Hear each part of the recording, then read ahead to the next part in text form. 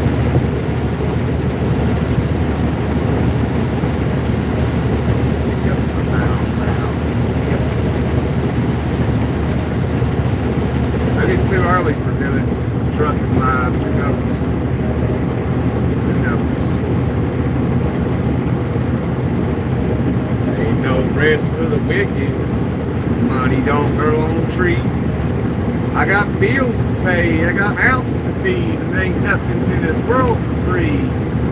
No, I can't slow down. I don't remember the song. Though you know I wish I could. No, there ain't no rest for the wicked till we close our eyes for good.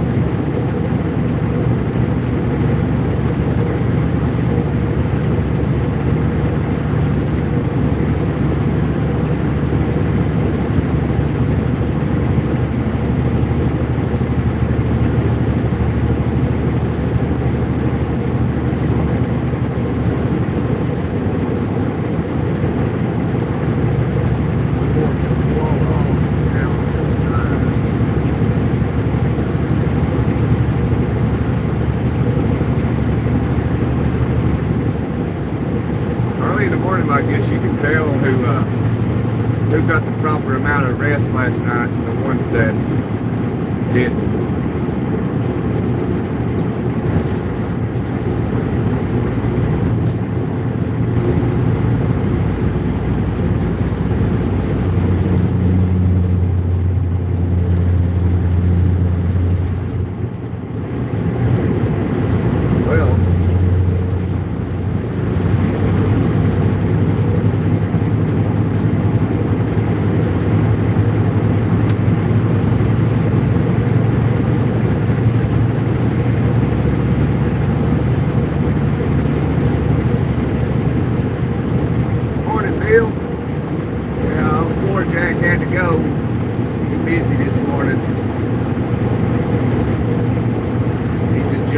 Say hey and be safe today. He'll be back if you're still alive.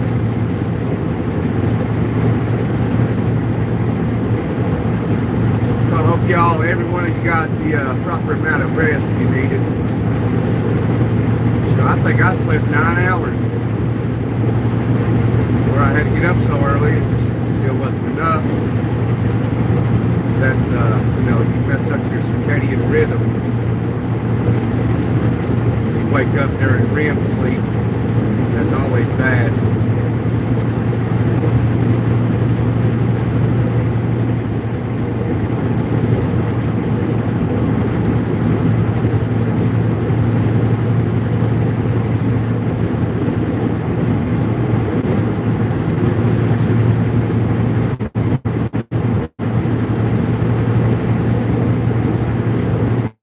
But that's rare for me to sleep.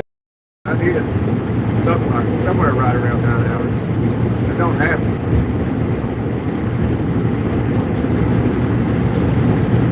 So I'm thankful.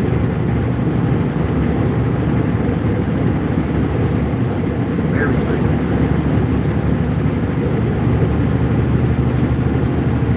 There's someone to be so thankful for sleep.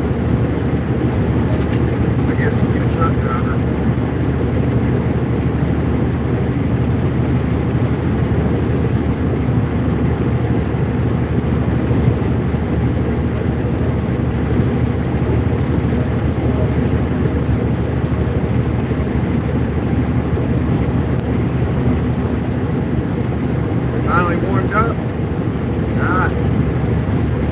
Supposed to be, well, you know where you're at in the country, it's supposed to be warm this week. I think Thursday back at home is supposed to be close to 60 on Thursday.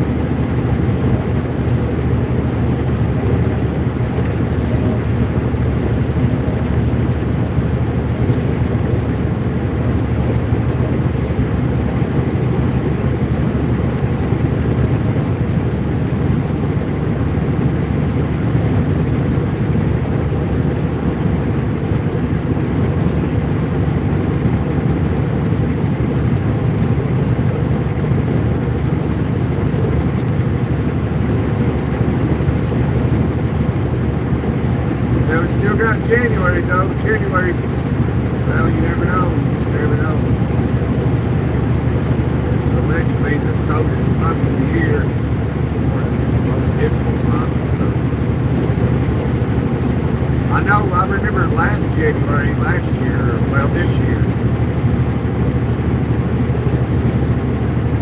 It was January was pretty rough. I remember the kids didn't go to school for the entire month of January.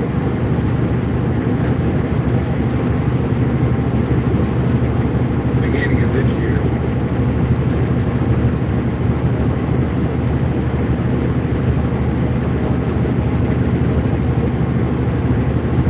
Yeah, 10 about.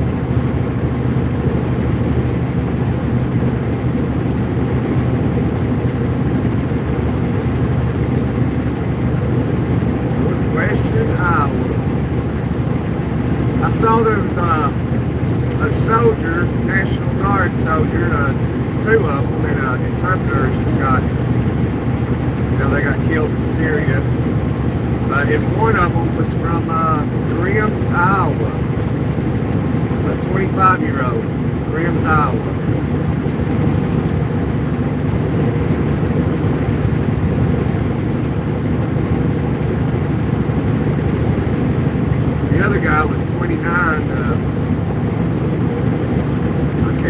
where he was from.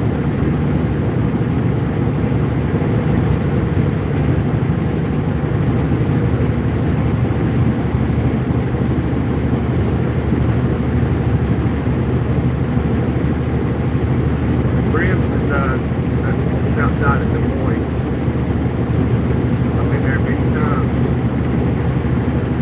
Go Koreans.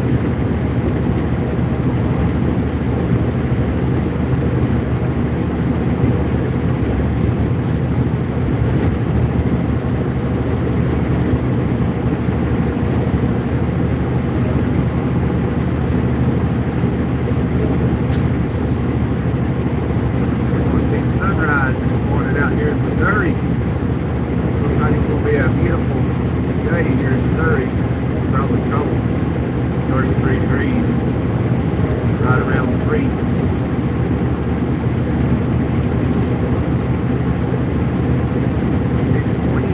a.m. December 16th, 2025. Coming into Columbia, Missouri.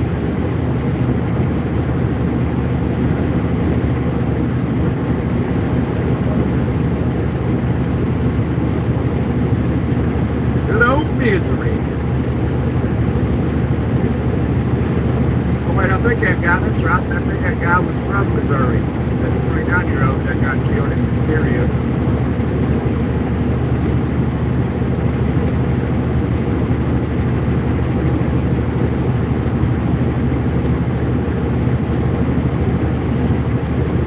I don't know if y'all heard about that or not. It's happened the other day. I think I forgot to tell you about it yesterday.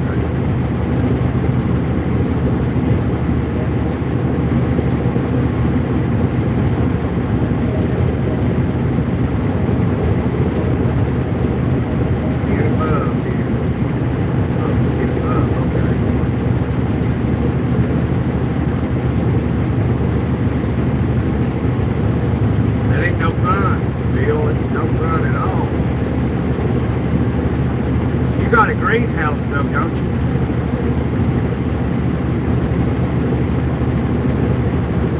I guess I'm calling my new Chevrolet.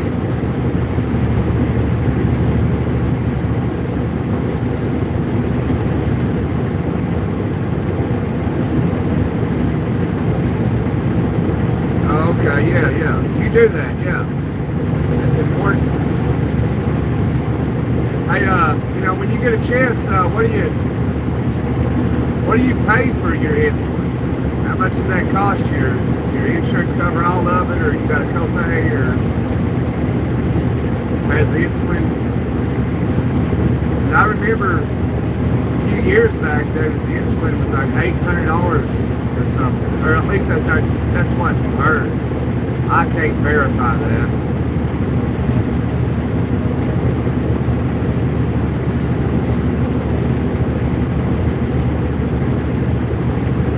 A friend of mine, his name's Josh, and he's been taking insulin for a long time.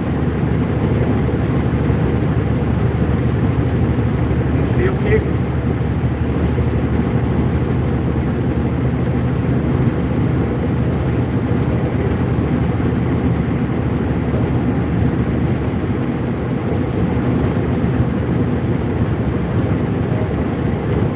I ain't seen him in a long time, man.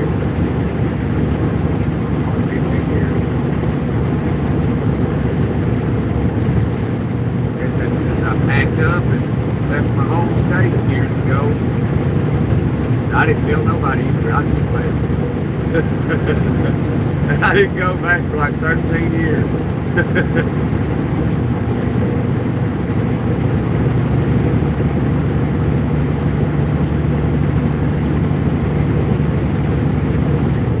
I had to see something for myself.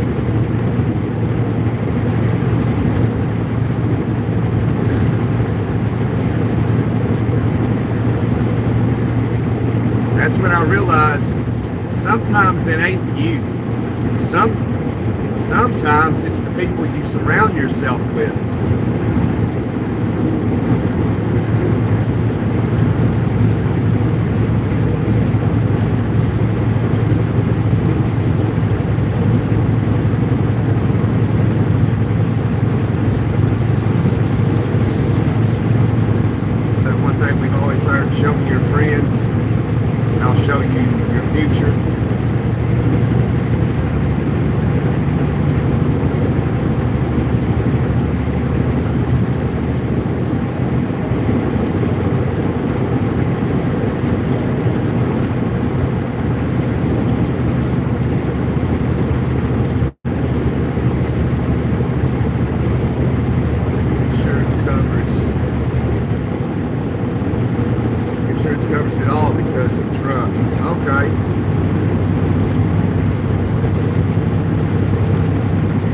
Was it, you know, yeah, I was thinking that's when people wasn't able to afford insulin, people were dying because insulin was so high and they couldn't afford it.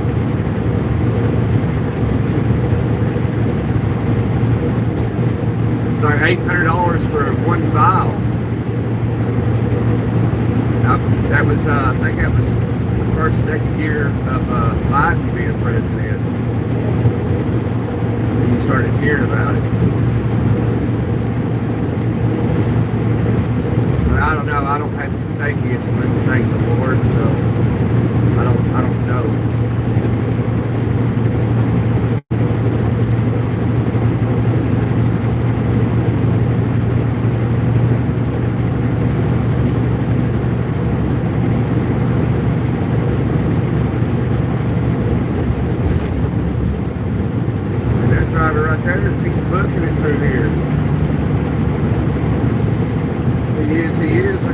Fishtail it with me. Why not?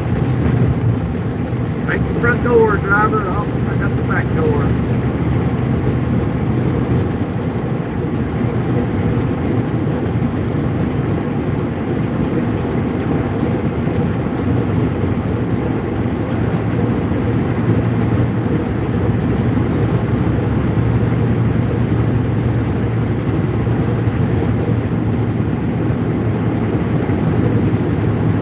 Oh, you're on two different types of insulin? That's new to me. See, I always thought there was just one insulin, you know.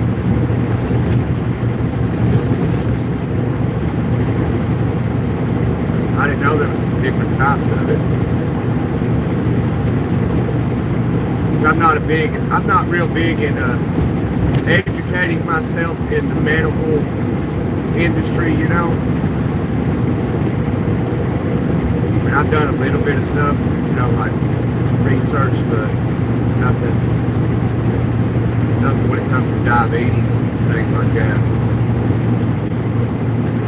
Diabetes sounds just a little bit complicated. They talk about your sugar, you know, and insulin levels and insulin resistance. And then people gotta get on a diet and stop the intake of sugar or something, and then I got a friend of mine that talks about, oh, my sugar was low, so I had to buy me a cake. And I'm like, I don't understand that. Like, your sugar's low. You mean you gotta eat something sweet to get your sugar back up? I'm confused. I guess I should really look into that so I can really understand it.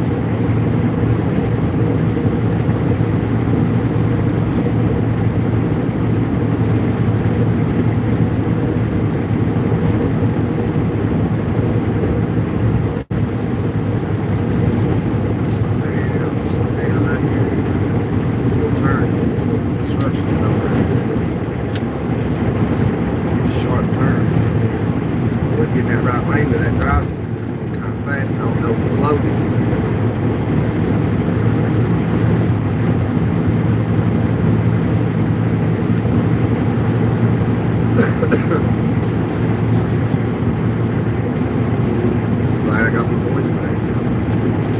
I think at least the majority of it.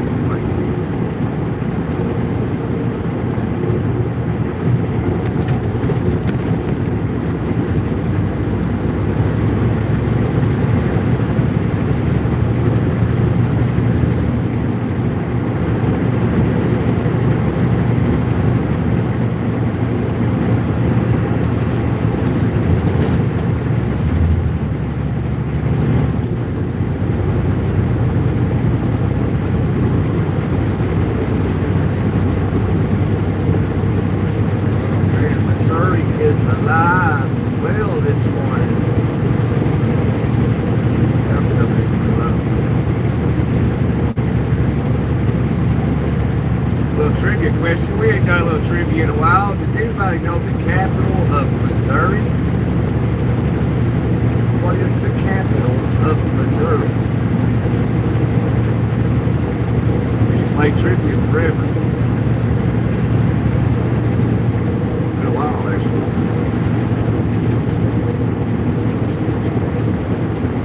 Yeah. What's the capital of Missouri?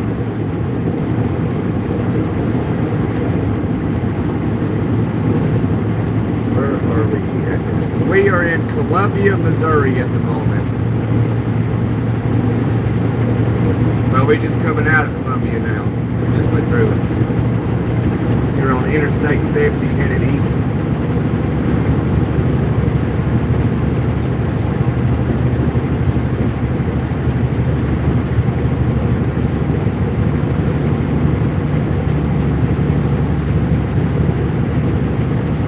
Said it was 3,500 for you to build? Are you serious?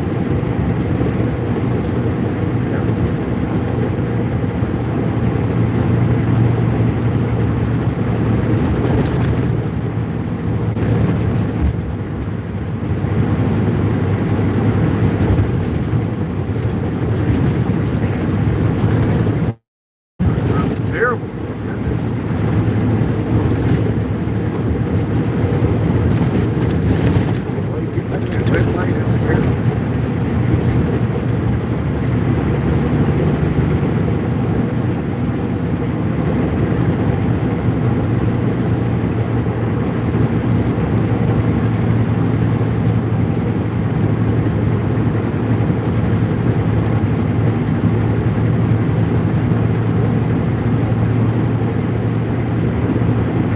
Somebody had a problem with your last comment. Oh yeah, let me go see.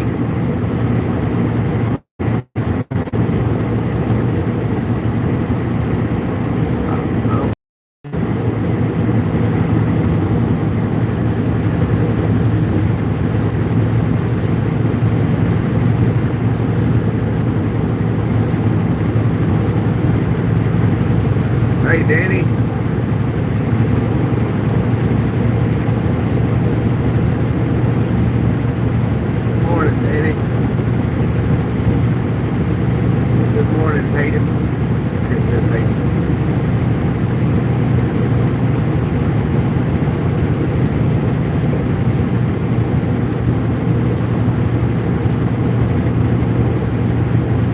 Sister lives about an hour away from where I live.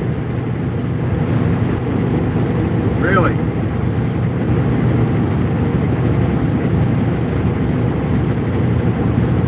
So she moved, your sister moved to Tennessee? That's awesome.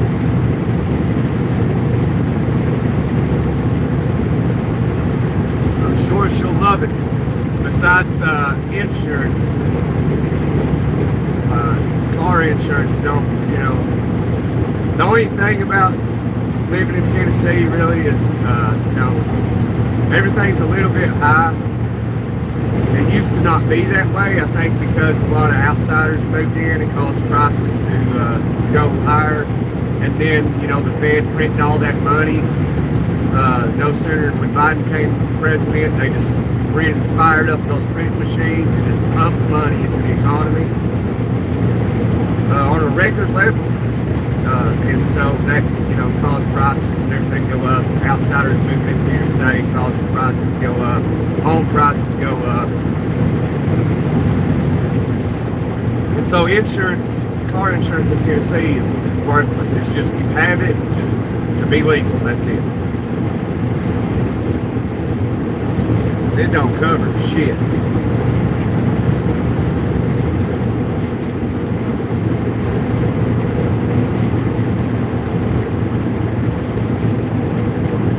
When I lived in Indiana, man, the insurance covered everything. I needed a tire, man. They'd have a truck come to me, bring me a tire.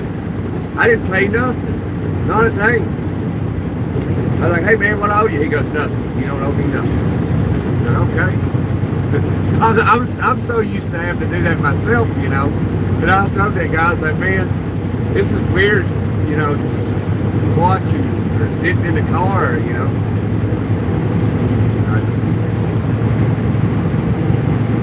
I don't know.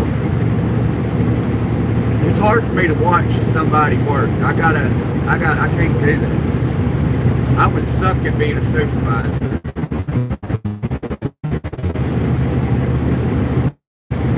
My boss always come out here, you can't be doing that if you're a supervisor.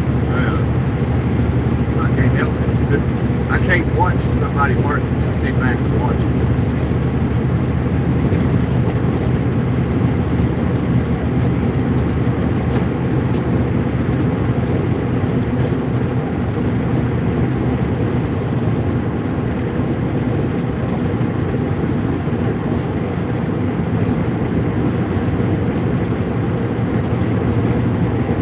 $18 a month, full coverage for 1998 Cadillac. Really?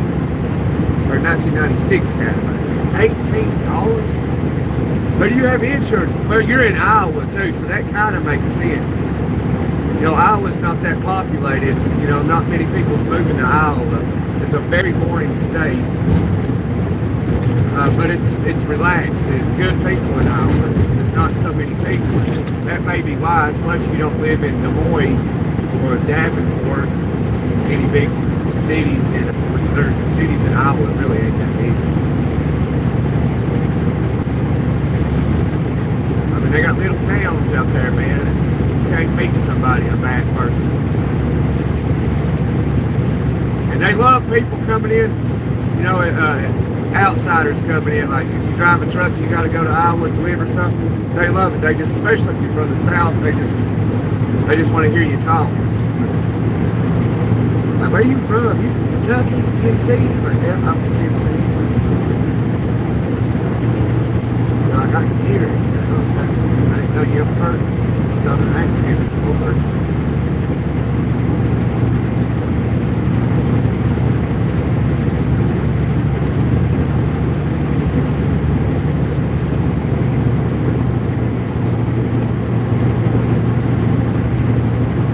Nonsense people in Iowa.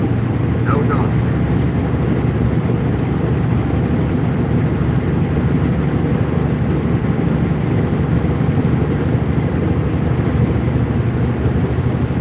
I could live in Iowa if it just wasn't so far from, you know,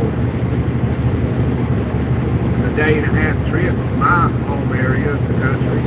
If I wanted to visit, you know, a long way.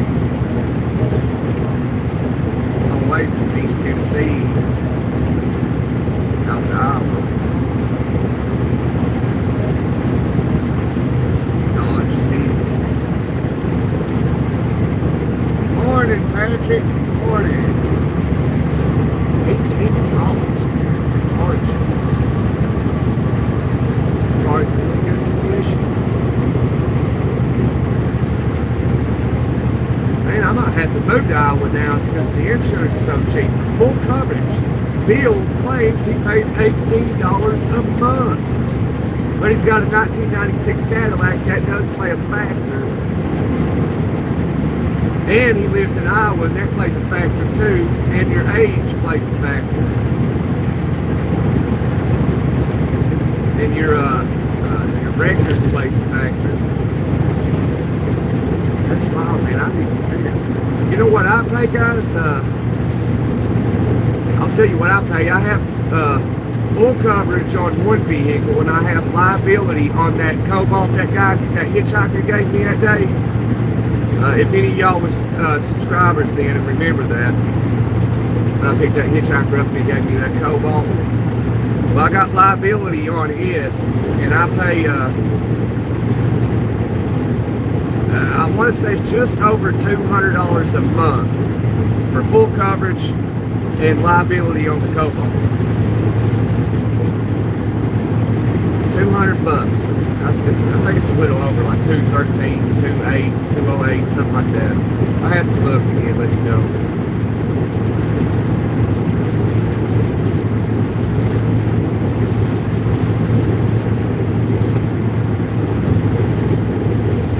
Stuck right here. I can't pass Butler. This truck's sitting up here. UPS. Here he comes. He finally put the pedal to the metal. Hopefully he does that so I can pass Butler. It's because I drive less than 50 miles a day. State Farm. You got State Farm insurance and you pay $18 a month.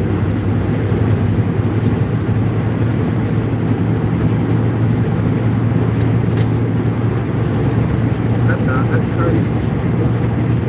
But yeah, what you drive it also plays a factor. How often you drive, if you're in the city or out in the country.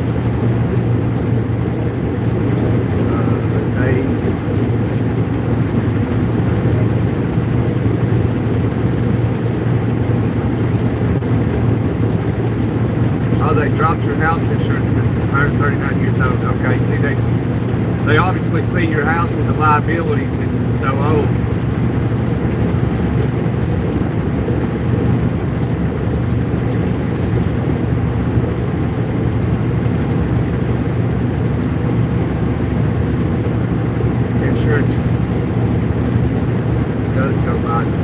Yeah, it does go by the zip code.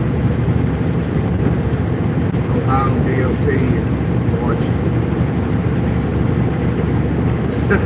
I went down it, Danny.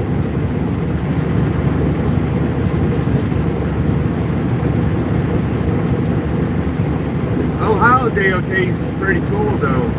Well, I mean,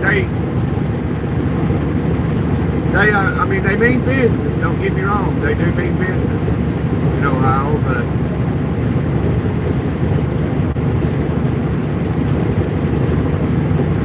I think they see. Really depends. Like Ohio is like you really got to be doing something stupid before Ohio will really mess with you. Other than that, though, if you're driving fine and all that, they don't seem to care. You know, it makes sense. You're doing good, driving fine. Why bother? But Ohio is no nonsense. Dumb stuff in the truck or vehicles, and it will stop you. They're smart about it too, son. They are. I got pulled over in Ohio. I rented a car out in Pennsylvania one day, and I had to drive through Ohio, obviously, to get to Indiana, where I was living at the time.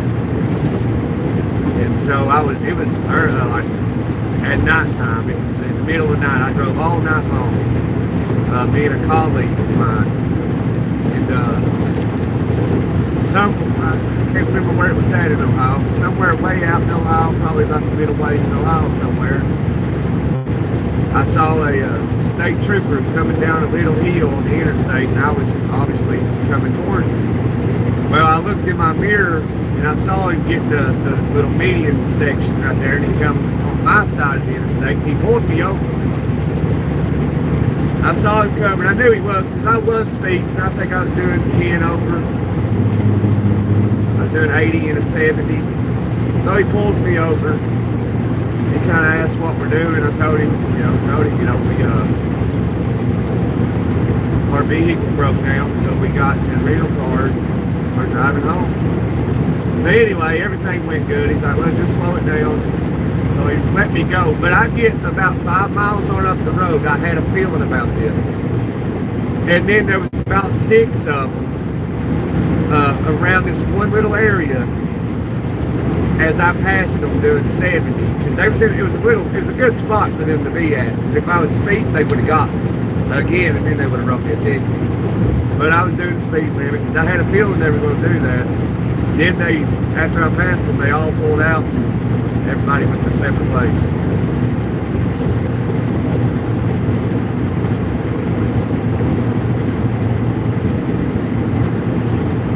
But yeah, just shared a little story with you, trying to say as fast as I can.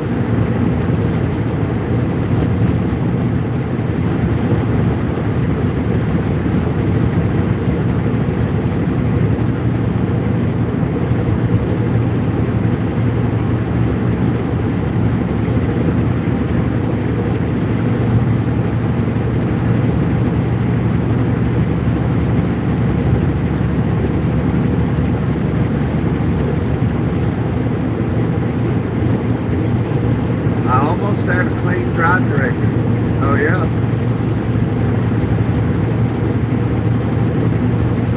I have a clean driving record. Well, for the most part. Like anything recent, no. Like I got real old stuff, on my driving record. I got a DUI like 12, 13 years ago. Other than that, that's it. In the state of Tennessee, I got a DUI in the state of Tennessee. Shoot, man, I was like 22 years old, something like that. It's been a long time ago. I was young. But in the state of Tennessee, if you get a DUI, there's nothing you can do about it if you're convicted. It's mandatory 10 days in jail. And you lose your license for a year, and then either they like to give you probation in Tennessee, so you got to do 1129 probation, pay court costs like $4,000, probation fees, all that, $70 for a drug screen, all that bunch of good noise, bad noise stuff. And then, but a DUI in Tennessee is on your record forever. There's nothing you can do about it. I think it's a load of garbage, though. Can't expunge it, nothing. The only thing you can do is hopefully get the governor to pardon you of it and have it off your record. That's all you can do.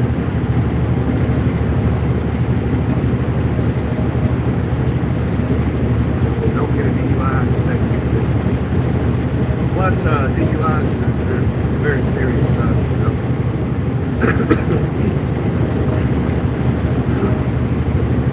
At least in Tennessee, if you get 3 DUIs, you will be a convicted felon. It's a serious thing, you know. You shouldn't drink and drive, especially if you don't drink. You know, if you don't really drink, don't be driving. But, you know, I've told y'all a story about a good friend of mine that you can't put him behind the wheel unless he's drinking. You just can't. But we're done talking about that stuff right now. Officer sneaky. Level 6. State Farm is 3 times less expensive than dairy. Also, the amount of coverage is important. Yeah, it absolutely is. That is important. Yeah, you gotta know these things when you get quotes from these insurance companies. You know, you try to write it down when you talk to them. Ask questions. You gotta ask questions. If you don't ask questions, man, something will happen. You might be thinking a question, you never ask it, then that thing happens, and then you find out your insurance company ain't going to do nothing about it. You want to get their policy, everything, like have them email you their policies. But you got to read that fine print, because that's where everything that matters is in that fine print. And if you don't understand it, you might be able to pay a lawyer $10-20 to read it and explain it to you. Or find somebody, like, everybody's got a good friend that's, you know, smart enough to read and understand something. Maybe they can read it and they can explain it to you. But you got to read the fine print. Cops are sneaky. Used to be a truck driver. Forever used to be a truck driver. Yeah, they are sneaky. That's what they do. They're supposed to. I mean, every time I talk about police officers, everybody leaves. There's a lot of people that see that no matter what a police officer does, they can never do no wrong. There's a lot of people that see it that way.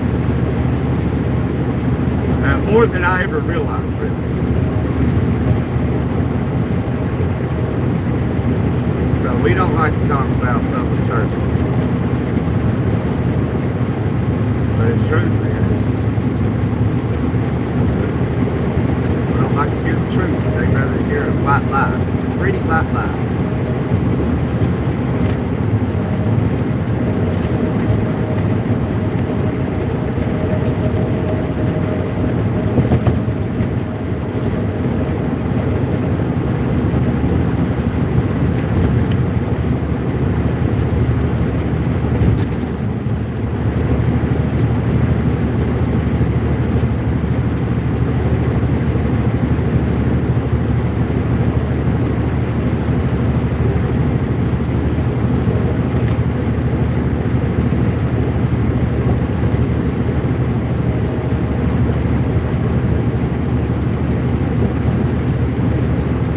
Yeah, that's definitely Ohio right there, Daddy.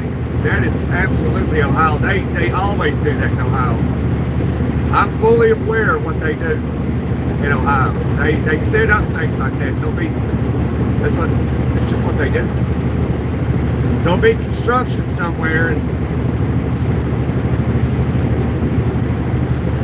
they do it to everybody. If any truck takes that exit, they'll pull them all over and write them all citations.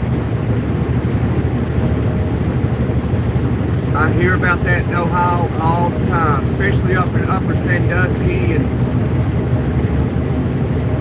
around that area. All over Ohio. That's what they do.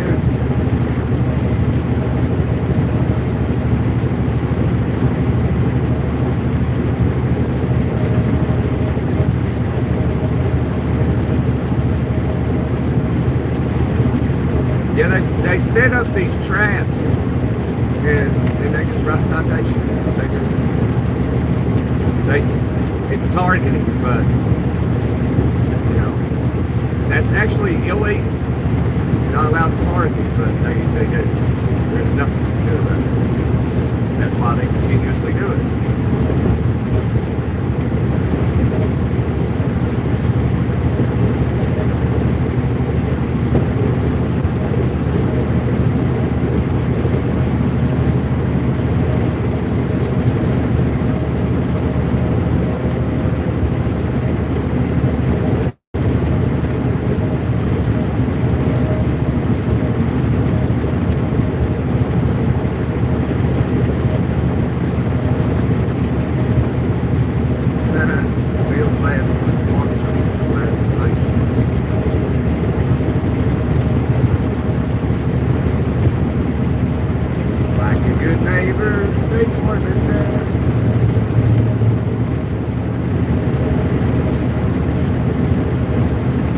I don't have State Farm. I have Farm Bureau. I've been with them for a long time.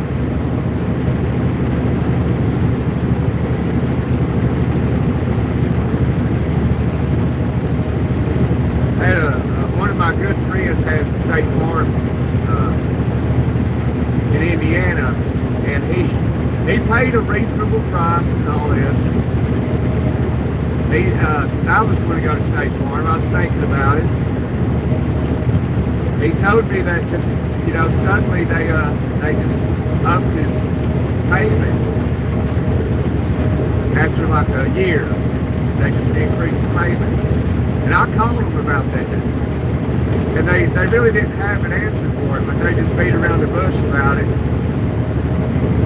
They blamed the person. Yeah, they blamed him. I was like, man, I got a friend of mine that did this. They blamed him. It's like, it's how he drives. Like, dude, if I know him, he does not drive what you're trying to tell me. I mean, that guy got on me for speeding.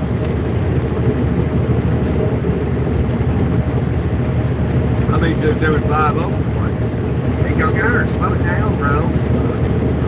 I'm just doing 5 over.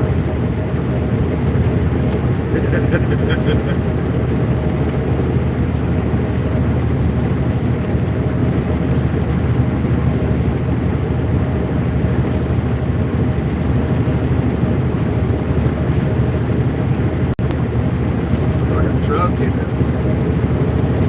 grass over here. Yeah, okay.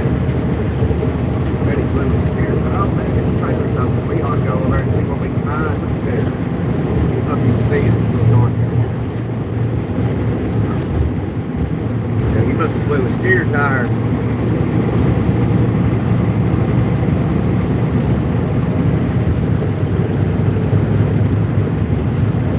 Yeah, he must have blew a steer tire. Not too long. Interstate, that happens. That's why you pass the truck and get around it. That's what it looked like to me. Blew a steer tire.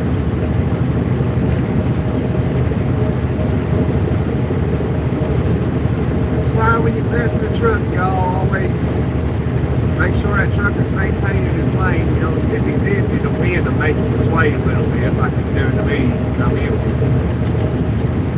But if you want to pass it, go ahead and pass it. Just get around him. Because if he blows that steer tire out on the driver's side, he's coming right over on top of you. There's nothing he can do about it.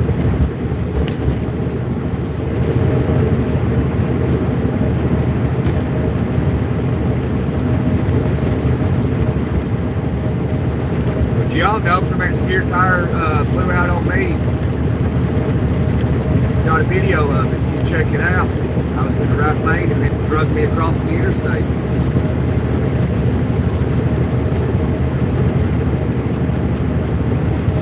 It's all recorded at UT as it all happened. DOT agreed that they were waiting. That's it.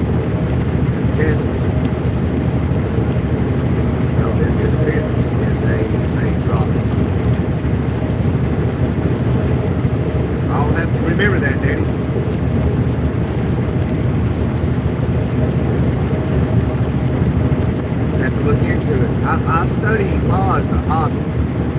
I ain't really studied much into trucking besides, just what's legal and all that, with the truck, stuff like that.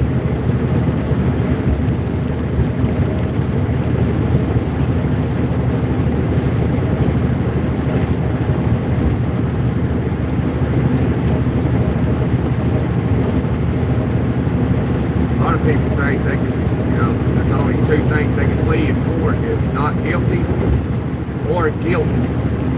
When you can actually, there's a third option. You can plead no contest. And sometimes that's a better option. It depends on your own situation.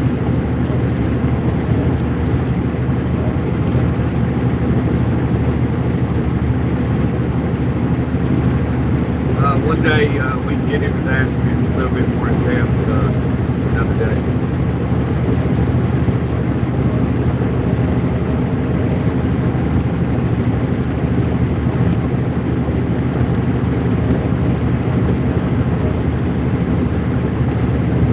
Yeah, all the others were also cited. I believe it 100%. Like I was saying, a good friend of mine was in Ohio and had to do what you're mentioning. Had to take an exit because they had to, and the Ohio DOT was there waiting and wrote them all citations, every one of them, and then proceeded to let them go on down the road. That sounds like corruption. How are you going to cite somebody from having to take an exit, and then you stop every single truck, write them all tickets, and then send them on down that exit? That sounds like, that's definitely corruption, for sure. That's crooked as hell,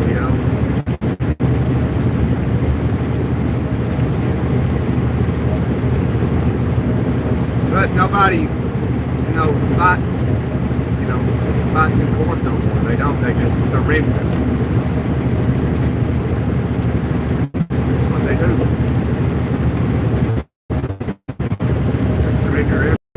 Amazing. If you're talking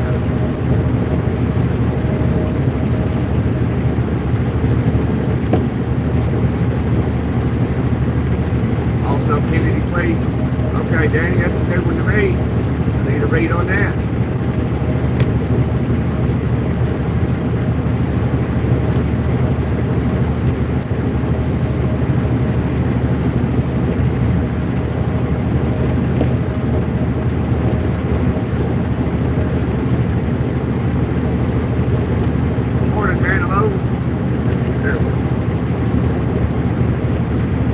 Watching the sunrise in America, Manilow. Does it look like this in the UK when the sun comes up?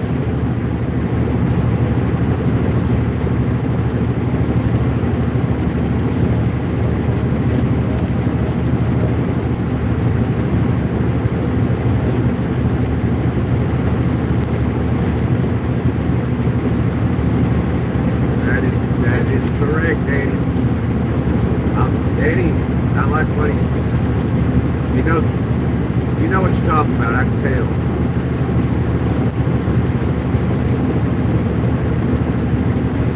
I like that there's somebody, like, when it comes to law and stuff, there's somebody in the chat that is self-aware and has educated themselves to understand and be knowledgeable of these situations.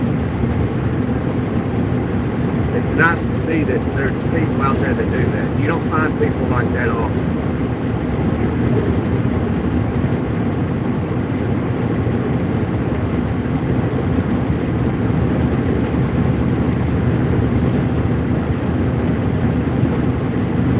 Yeah, I've heard of stuff the ghost drivers deal.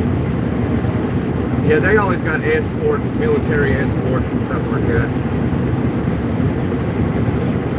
They carry warheads and all kinds of stuff.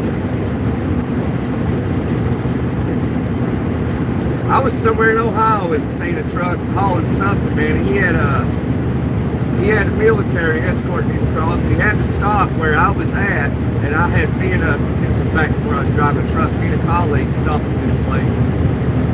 And this truck pulled in, and all these unmarked military vehicles, they all jumped out with fully automatic rifles, and they opened the doors and put them between the doors, and they just started aiming in every direction.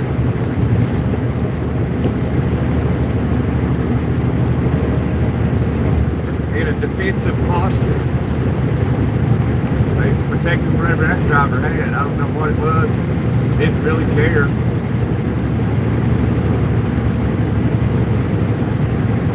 I just knew it was definitely important, and they wasn't going to give it up. And I didn't need it, nor did I want it.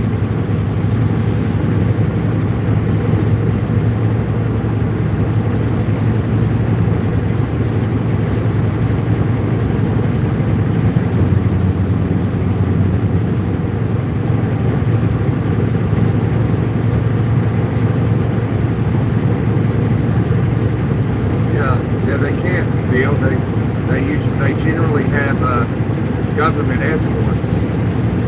They might even have a Humvee with a 50 cal turret on top of it. That's what they do. And they got submachine guns, all kinds of stuff. They do it, and that happens all the time.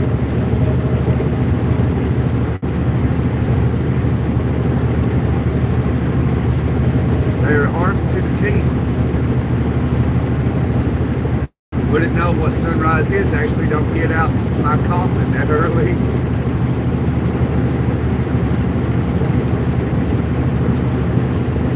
Oh, well, I guess you don't have to. You can just be like, well, I'm going to get on YouTube and see the sunrise in America this morning.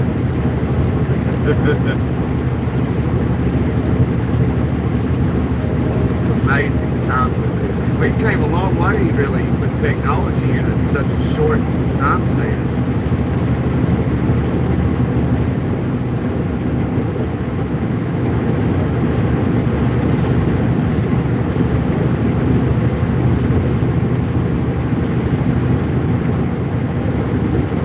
Actually, I think it's a bad thing, though, especially for the new generation. Maybe not the older generation, like me and you all, millennials. I'm a millennial. We didn't have that technology when we were all coming up. We lived we did the same thing like what Gen X did as kids. We drink out of the water hose. We'd play outside, be gone all day, and come back in the evening. We've done the same thing. Now this younger generation, they're growing up with all this technology, and I'm thinking it's a really bad thing. I don't think your 6-year-old or 4-year-old, 5-year-old, 8-year-old, 9-year-old should have a tablet or a phone. I just don't. I don't. And I'm doing my best to get that shit out of my house.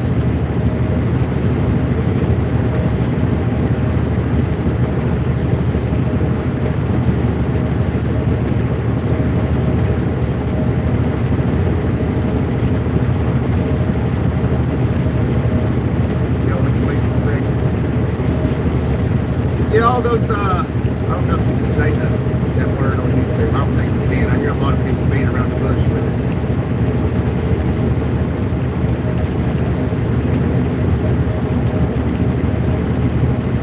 All those silos are out in those western countries. For those big boom booms. I don't think you can say the word on YouTube. I don't know. I think it's pretty. I've had 10 people on the phone. It's pretty much. They said they called it back again.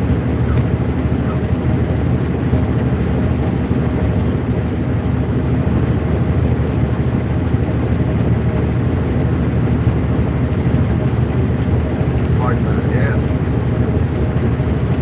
We would do that too. I don't think we ever had 14 people. We'd have maybe 5 or 6. Everybody had to take turns to pick up the phone. I can't remember how you was like, hey, you'd be on the phone with your friend, and then they're like, hey, let's call Will, you know, and I'm like, all right, well, he'd either call Will or I'd call Will, you know, or, you know, I can't remember how you do that, and then you could buzz everybody back in on those landlines, and then you could, I think only one person could do one person, and so if I done it, then Will could buzz somebody, or Steve could buzz somebody in, and it was pretty cool back in the day. I miss those days. Cell phones didn't exist.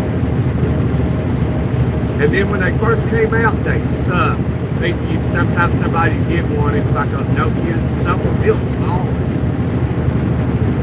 Like, you got a cell phone, and then they're like, somebody like, yeah, I got a cell phone, and you get it, and you're like, well, like, how does it work? You know, they're like, you ain't got no service on it, it don't work. You can't. They didn't have cell phone towers much, or at least where I was at. You know, a lot of people had phones. We'd be walking through town and have to, anybody like, you got 50 cents, we gotta make a phone call so we can get us a ride. Drop 50 cents in the payphone, call somebody. Or you'd have to call 1-800-COLLECT. You call 1-800-COLLECT, and you'd have to say a message real fast, so when they picked up the phone, they'd hear it, and they'd be like, at the gas station beside the BP, and then that's all they'd have to do. They would have to accept it, and then they'd show up at the gas station.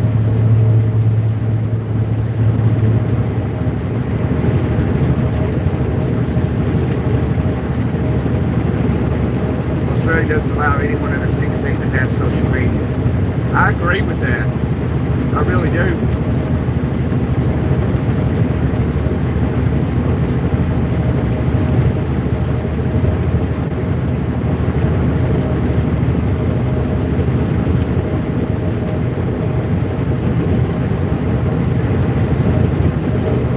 You know, I mean, they don't allow drinking. You know, a young man can't drink until he's 21 years of age. Well, I think smoking's the same now. I think they recently passed a law where you gotta be 21 to smoke. So anyway, a young man can be a soldier at the age of 17. But he can go fight in a war for his country and his countrymen, but he can't have a beer. I always thought that was the most ridiculous thing.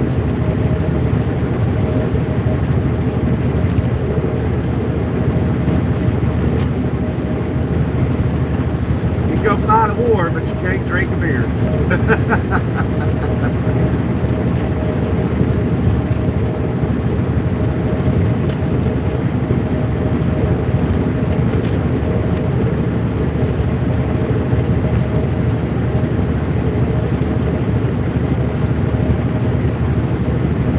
Number back then on mine, had 3 TV channels. But yeah, that was back before my time. We had 4 TV channels when I was coming up. That's back when I think DirecTV, satellite TV was really coming in. Back in the early 90s, early and mid 90s.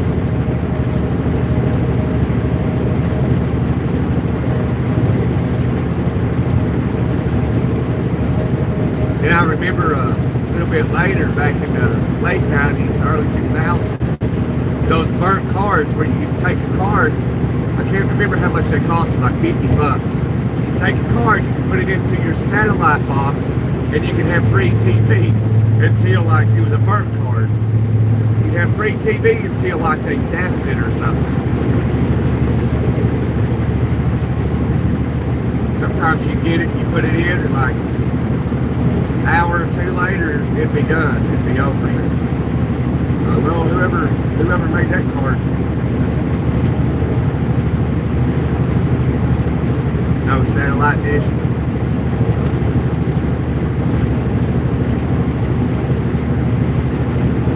All you do is lift the phone. Whoever is talking at the time is able to communicate on that line.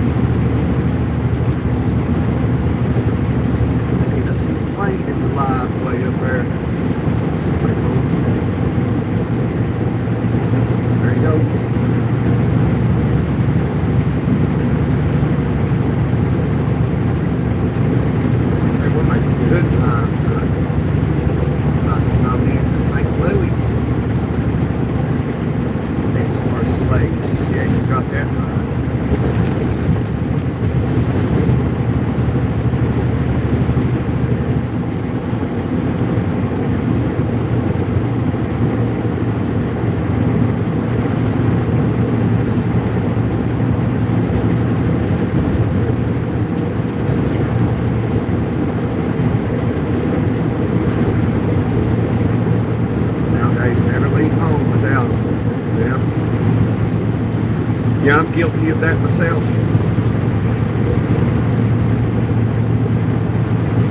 People don't want to work, but sure want your money. Yeah, they do, buddy. I tell you, that's what Section 8 is. You know, I'm white, and I'm an able-bodied, therefore I have to work to support the people that don't want to. So if I go to the state and I'm like, hey, y'all, I want some food stamps, they'll deny me. No, buddy, you're young, white, and you look able. Get the fuck out of here. That's what they say. Pardon my F-bomb, you know, in a way it kind of bothers me. You know what I mean? I'm sure y'all, some of you can relate.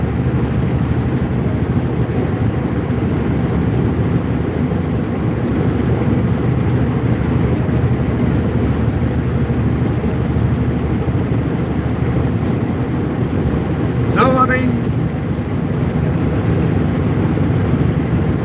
I work to help the state of Tennessee keep their food stamp program so they can take taxes out of my earnings and then they can give it to people that need the food stamps. But the problem is there's people that never get off of them and they abuse it. And then there's people that get food stamps, $600 for an example, and then they sell them 50 cents on the dollar.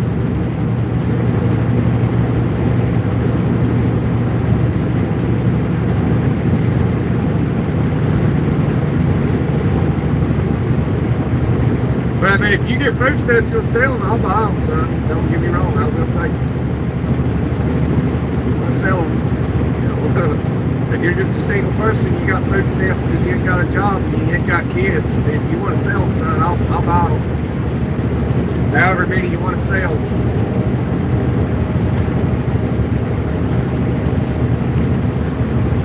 I ain't joking.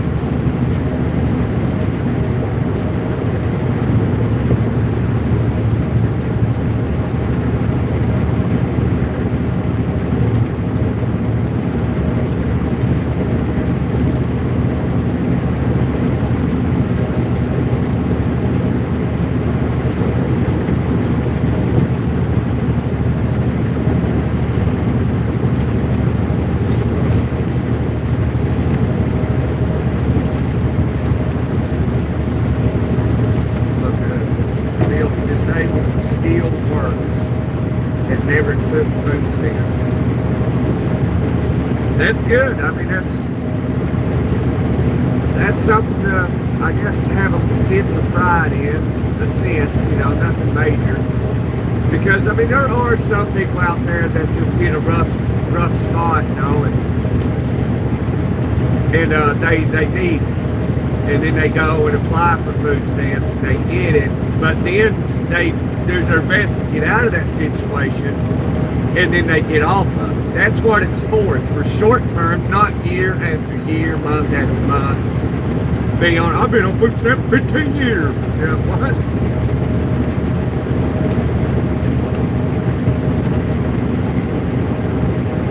What? Been on food stamps 15 years? Like, how in the hell? I can't even get food stamps.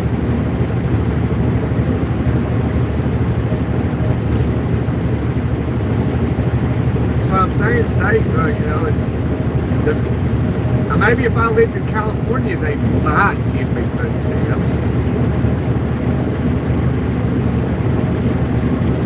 But that's the way it is in conservative states, red states like that. If you're white, son, and you're young, you ain't getting shit. It don't matter. You ain't getting nothing. You working? No, you ain't getting food stamps, son. They'll find you a job. Which, I mean, I get it if you're able, you know. I don't know. I mean, I ain't really got no say in any of it. I just work.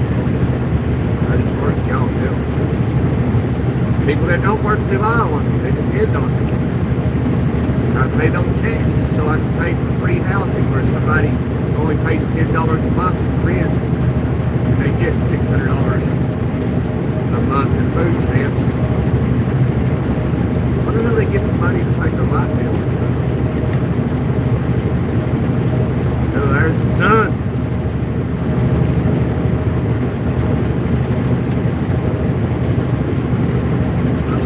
disabled, retired, and still don't take food stamps. I still grow my veggies, and now wake up. Now we mow lawns for extra money. That is needed. Yeah, if you're disabled though, you can't work, otherwise you'll lose your disability. I mean, I wouldn't be saying too much on here, but he'll say too much on here. This is the internet, people can find. I don't want you to lose your disability. I don't know how old you are, but I've had to, you know what I'm saying? I've had a hard time working some days, but still working anyway. Right, it don't matter, you know, you got to do a little bit of something. And I know you grow veggies and stuff. We talked about that before.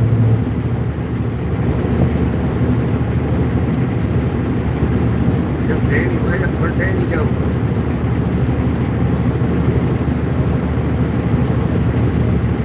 I mean, man, if I keep driving these trucks much longer, man, I'd say I'll be disabled. Man, this truck hurts you now, I'm telling you, they do.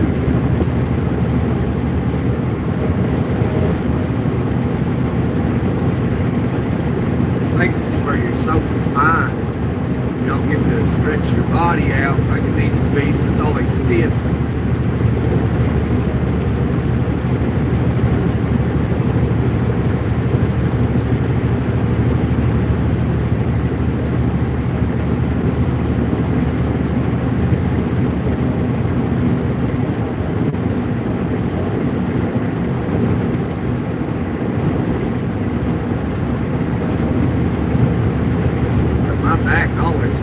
Sit up straight, my posture is good, everything. It still hurts.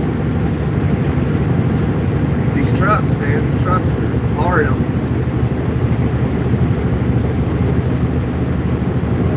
Feel every little bump in the road.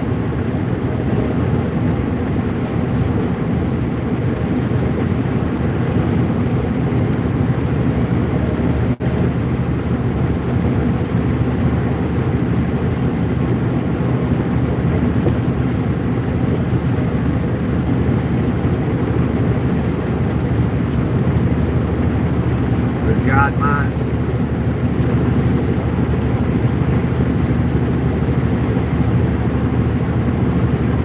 Always hurt to see.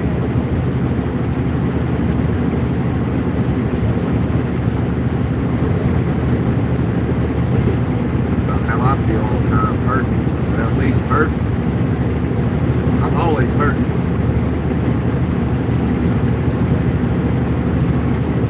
I went and saw the doctor for the first time in a long time when I tore a ligament in my foot.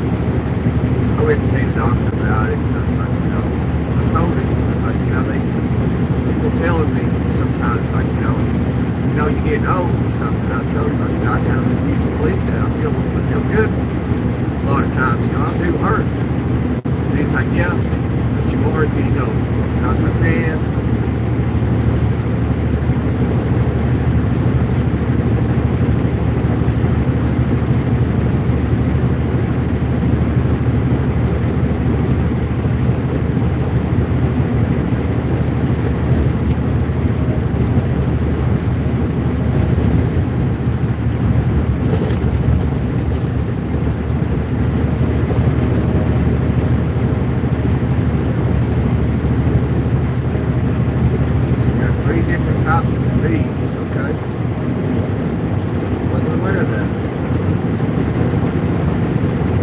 is that just something that came along with age or something, Bill? We end up having to end this live soon with that sign like that. Can't see nothing but a big fireball.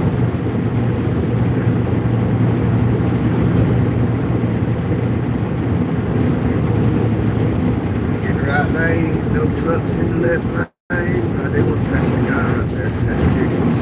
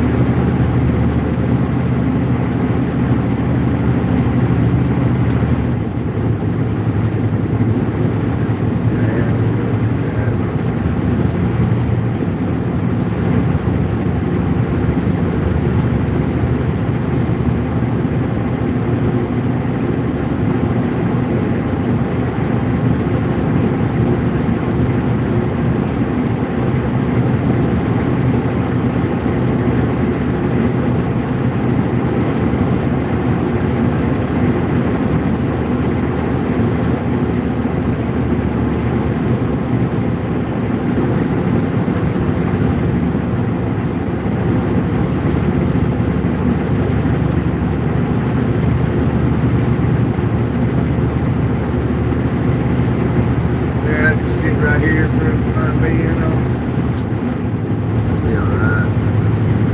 I saw one thing here yesterday.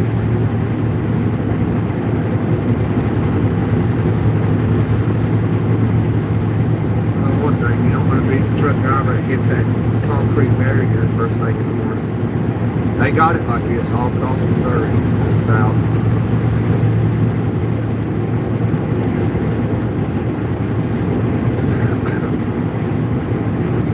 Next 20 miles, right lane, 55 miles an hour. I'm doing 55.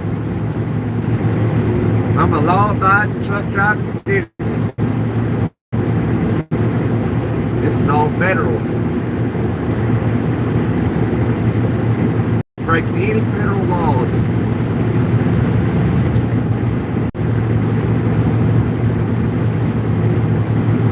Oh, you had Lyme disease? You had Lyme disease for 45 years. Okay. Nash disease? I never heard of Nash disease.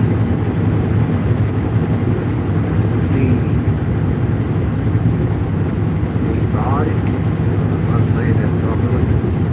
Medical terms. Got weird words. Diabetic. Diabetic. Okay, my bad. Emotional damage on top of it. Oh, yeah. Nash affects the liver. Okay, that sounds familiar now.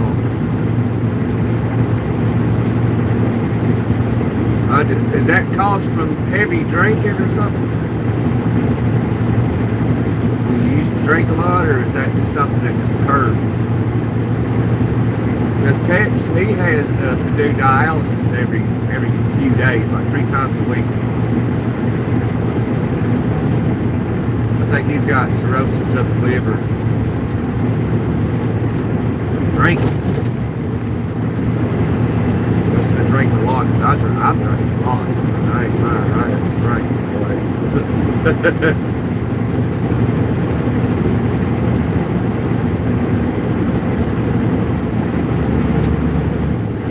I guess that's one talent that I have. To be young, to be little, man, I can put down some booze, son.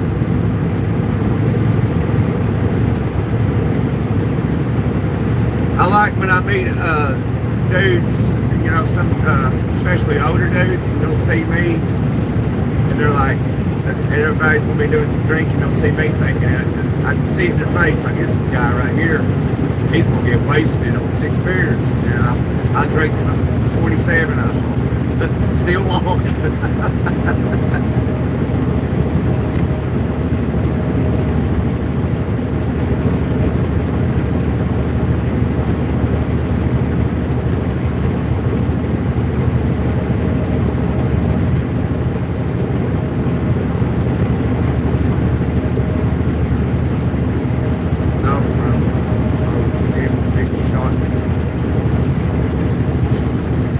Yeah, ain't that one of those shots that they had for something or another back in the day when they had the ad on TV? Ozempic. Yeah, that sounds very familiar.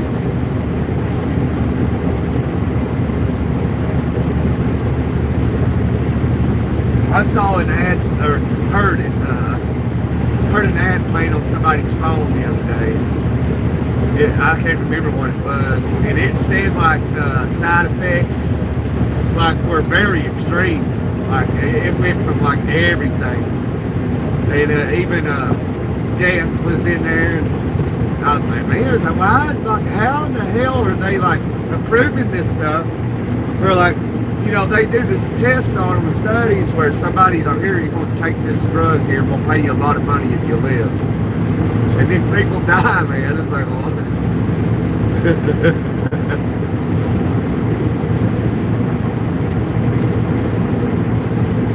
Side effects, death, cardiac arrest,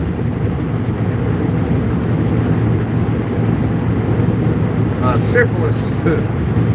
What? The worst things possible. Mutations. You might grow an arm out the side of your head if you take this.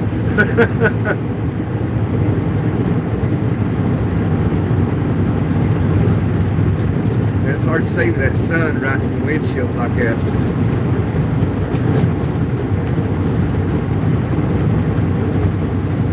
But we got this, son. We got it.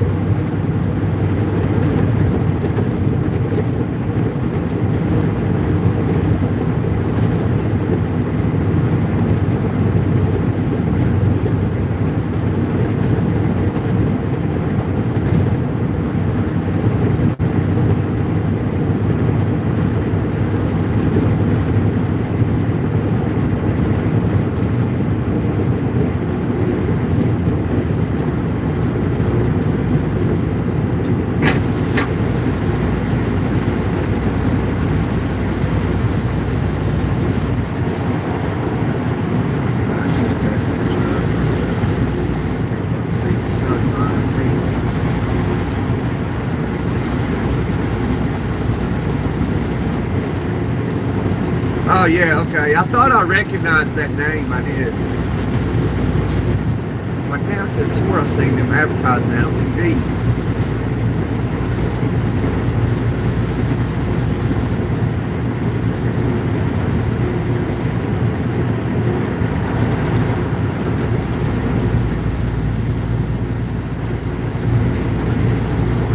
Very lucky to be here. I'm glad you're still here, Bill. That sounds like you've been through a lot, brother, and I'm glad you're hanging on. It's been an honor to meet you. Well, not physically meet you, but meet you on YouTube. It's been an honor. You're a good dude. A lot of you are pretty good folks, man.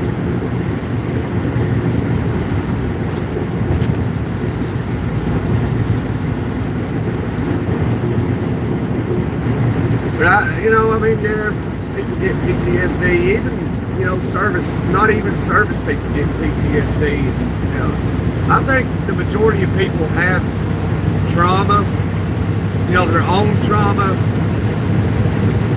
Even like, for some folks, man, the smallest little thing can traumatize them. I think that's like your brain's wired weird or something.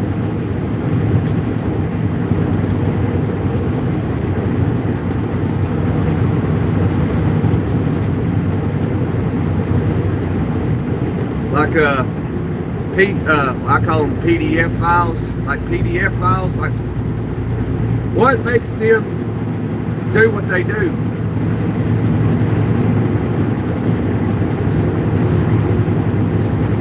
Because they say like a high percentage of them reoffend.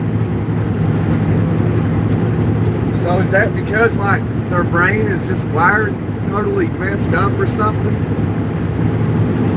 To where there's, they can't help it, or but I mean, I don't agree with it at all. You don't mess with children. Let them grow up, and then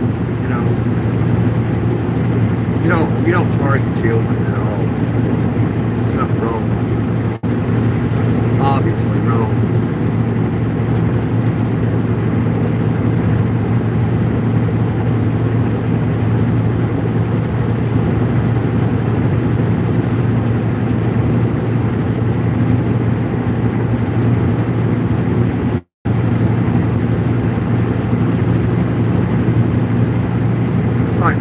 Roblox, man, and all these apps, these kids love to play, like Roblox and Minecraft and all that. They're loaded with PDF files that target children, and then these apps, they allow it to happen, and they ban vigilantes. So if your kids play that stuff, you need to get them off of it. Something, you need to figure something out, supervise them. Then you got that cult, that they call it 762 or something, 764, satanic cult that targets people. They get them to do self-harm and stuff. It's wild, man. Oh man, why are you stopping, yo? Come on. Take that left lane. Oh yeah, this is... Okay, yeah, we already messed that up now.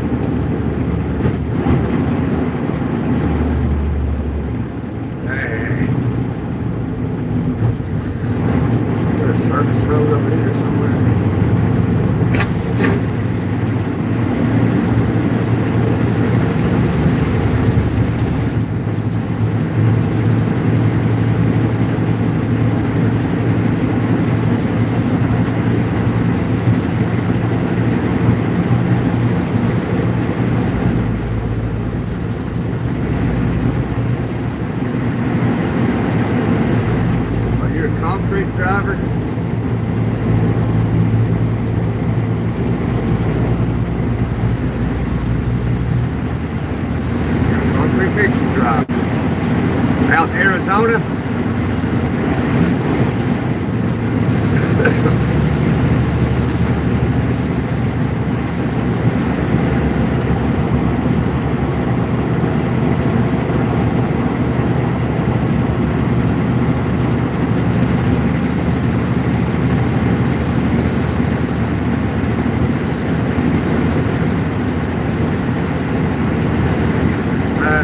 Bro, so your wife can see what crap you deal with. Oh yeah, I understand that totally, bro.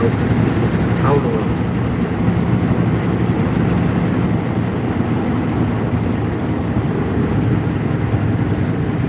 Mean on because I'm mean and I just push through it.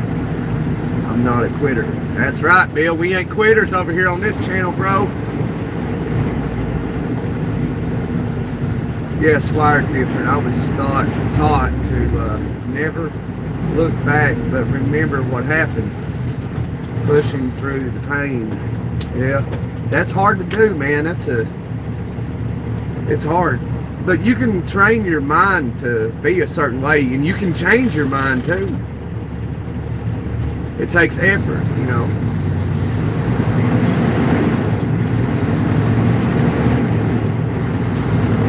Our brains make all the decisions, everything from, you know, walking, everything you do.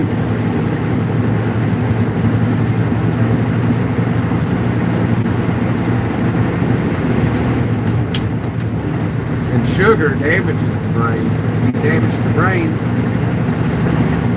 that's when you go to, you have that coma feeling, you know, where time feels like it's going by fast. You're basically like in a coma, but your brain hides it from you.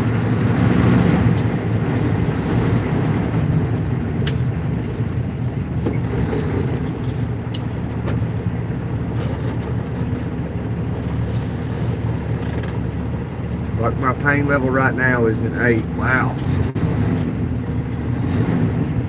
That's when you need to have some, your doctor have you a prescription for oxycodone.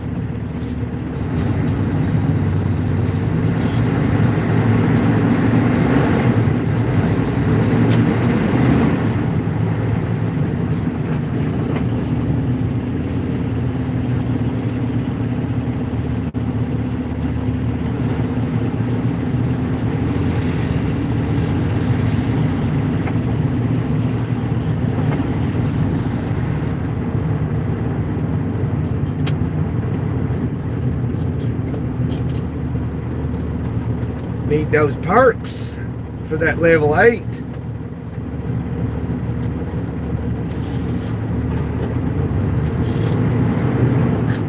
It's the bath electric.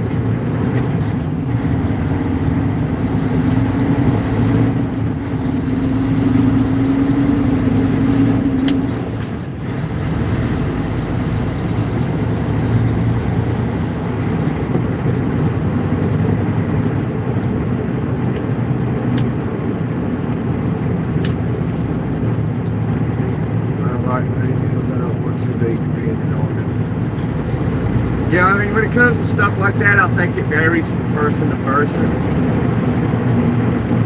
That's something I think is a gene in some people. Some people have the addicted gene because maybe like their great-great-grandfather was a serious alcoholic, and you know, things like that will skip a generation, but then get the next generation. And one of them will be a hardcore alcoholic, you know. I think that's what it is. I think it's genetically passed on. And it skips generations. It might skip 2 generations and get the third one, you know. Then you got a 3rd generation drug addict, you know, or alcoholic or whatever.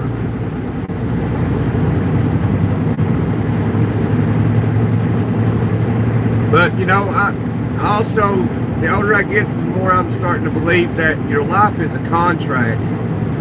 It's already played out for you, and it's been written, and you just got to live it out. Everything's a contract. Like when someone unalives someone, that's a contract that was made in the spiritual realm. it was meant to happen.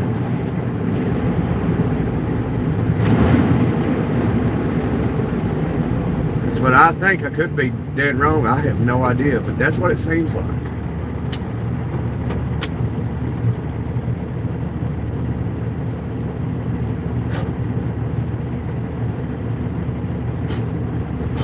Yeah, well, taking shots is different than swallowing something. You know, it is definitely more addictive. Some people make it out of it, and some don't.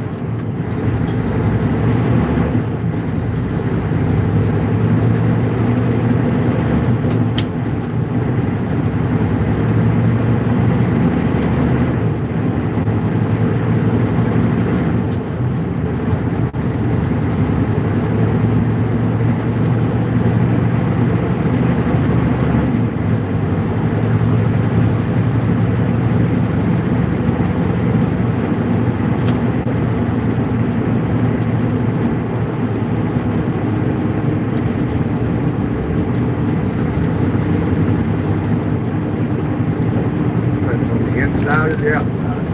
Man, I should have did that. I can't see. There we go.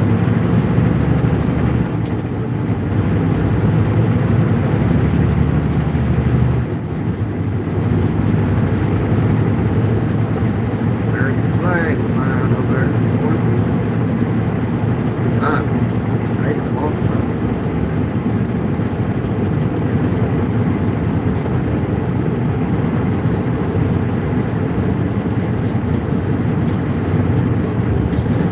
Now, water bill will help with pain. You got to drink enough of it. You know, drink about 3 bottles of water. You'll feel pain relief. Hydration plays a big role in how your body feels. I already drank a bottle of water this morning. Didn't drink another. Take mineral salt. I got it right here with me, actually. Here it is. Mineral salt.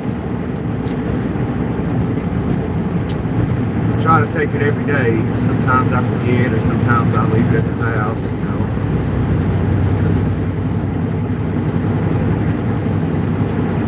Gives the minerals back in your body that your body needs to thrive. There's a lot of things happen out of a deficiency, mineral deficiency.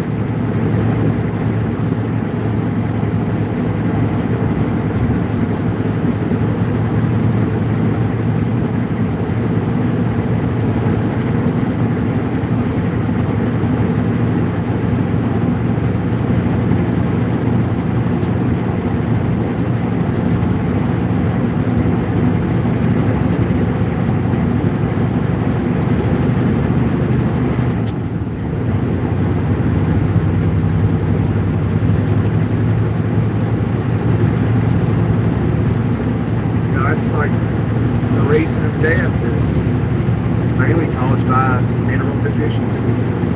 Health problems caused by mineral deficiency. You're deficient somewhere. It's hard to, you got to find out what it is. Like, in order to have all the minerals that you need, it's hard to find where all the minerals are and what you can take or what you can eat to get those minerals. But 91 of them is in this sea salt, mineral salt that I take. 91 minerals. You gotta have your amino acids, nuts and all that, meat.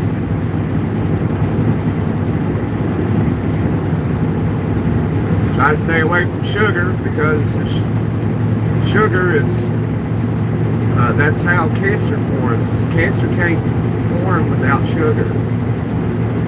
You know, you got cancer cells. Everybody has cancer cells.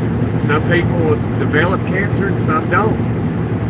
There's people that live a good life, don't do anything like smoking or tobacco, any drugs, nothing, and end up getting a terminal illness, cancer, and they die.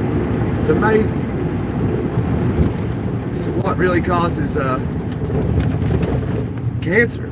I believe it's sugar. A body that's high in sugar will develop cancer. In order to rid of those cancer cells in your body, you have to fast.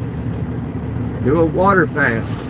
Don't eat anything for about 72 hours. Don't have any sugary drinks. You know, if you like coffee like I do, you got to drink it black. If you put anything in it, you break your fast. But, you know, that can be hard to do. But that's how your body cleans itself, is you fast, don't eat. You got to give your digestive system a break sometimes. Where you're eating 3 times a day, your digestive system never gets a break. It's always working constantly.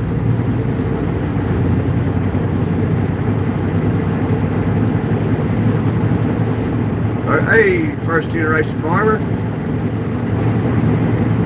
Drink your coffee black? I sometimes do.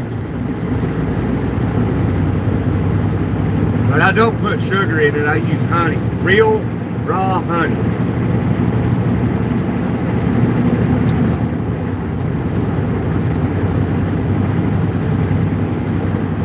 Bill said he eats 5 meals a day. See, some people have to eat. They can't fast because it might be, you want to consult your doctor about it first. For some people, you know. Like, I don't have to, you know. I'm confident in my abilities and in my health situation. Plus, doctors are human, so they're not always right.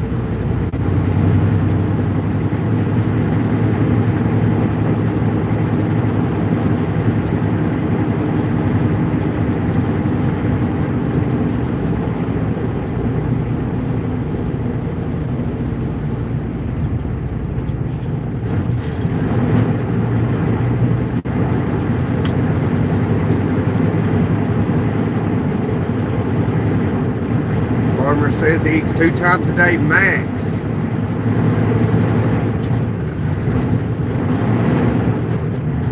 I usually only eat once a day. Sometimes I catch myself eating 3 times a day.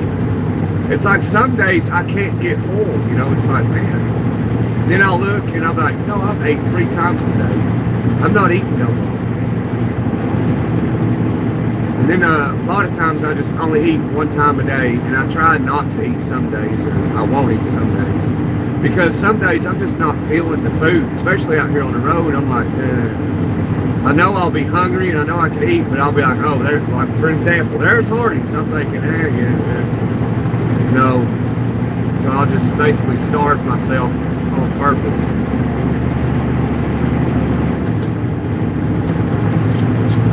I guess that's how I can stay, like, you know, having athletic build my body. You know, I've never been a big person, but I guess that's how it helps me stay, you know, thin driving a truck. I see the shit and I'm like, see Hardee's or McDonald's and I'm like, it just makes me sick thinking about it.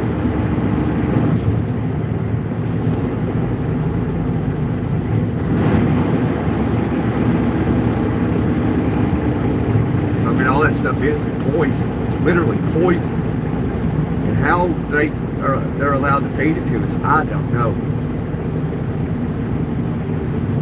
When I make a burger at the house, it don't look nothing like a McDonald's burger or Hardee's burger. It don't even taste the same. The texture's different. Everything. Like,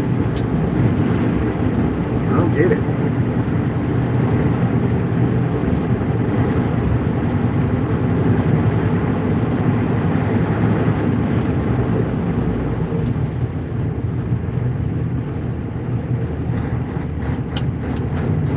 Bravo, man, my hat's off to you. If it wasn't for farmers and truck drivers, we would be in trouble. That's fact. That's a fact, Bill.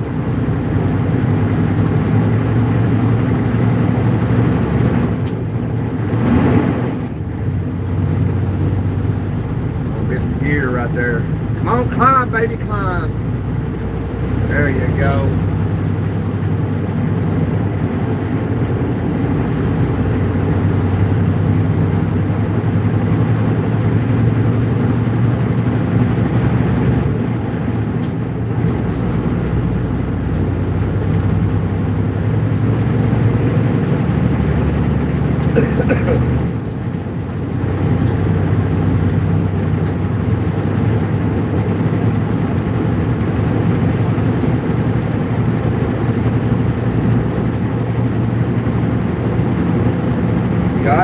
I ate twice yesterday, and all I did, it was junk food though, but I brought some burritos with me, and that's what I ate yesterday. I ate 4 of them, and that ain't good for you either. I'm gonna try not to eat anything today.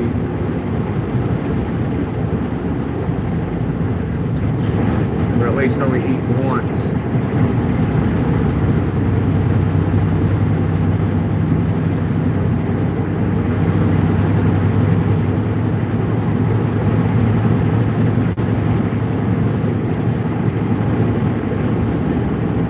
Most people have no clue. Yeah, that's factual.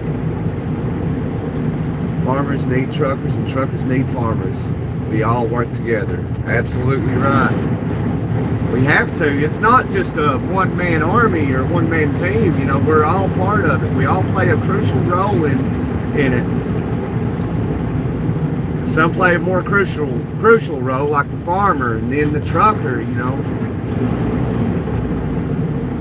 it's pretty impressive. And the majority of people don't think of how stuff gets there. They take it for granted. They just like, you know, I need to go get some chicken, and they go down to the store and they buy it. I need to get some broccoli from the store so I can make some broccoli chicken and rice. I'll be running down here and get a head of broccoli, and then they go down there and get it. Don't think of how it got there. I saw this video not too long ago, two months ago or something, where this person believed that the food was just in the back of the grocery store being made and took up front for people to buy it. I was like, there's no way they really believe that. There's no way. If you're on the road every day, you gotta know, like, what do you think these trucks are doing going down the damn road every day? They're just hauling a bunch of nothing back there? You know what I mean? Like what could that had to be fake, man. But I don't know, there's really some people out there that are that ignorant. It's mind-boggling. You don't know what to believe these days.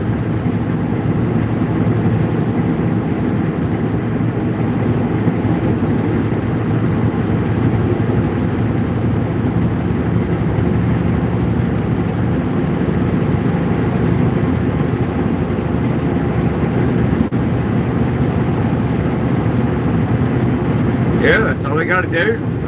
Farmer, I don't feel like cooking today. Let me just swing in the drive-thru at McDonald's. They must just make it right in there. You know, it's not a 3:30 a.m. truck delivery at McDonald's to feed everybody in the morning. It ain't. You go to McDonald's 3:30, 4 o'clock in the morning, you sit there and you'll see a truck come in there. They do it early in the morning, before the hustle and bustle, so the truck can get in there and get unloaded and leave, and then everybody comes in there and buys sausage biscuits or whatever, you know, gets their coffee. So if you ever wonder, it's like, why don't you see a truck at the restaurants? That's because they do it early in the morning, the middle of the night.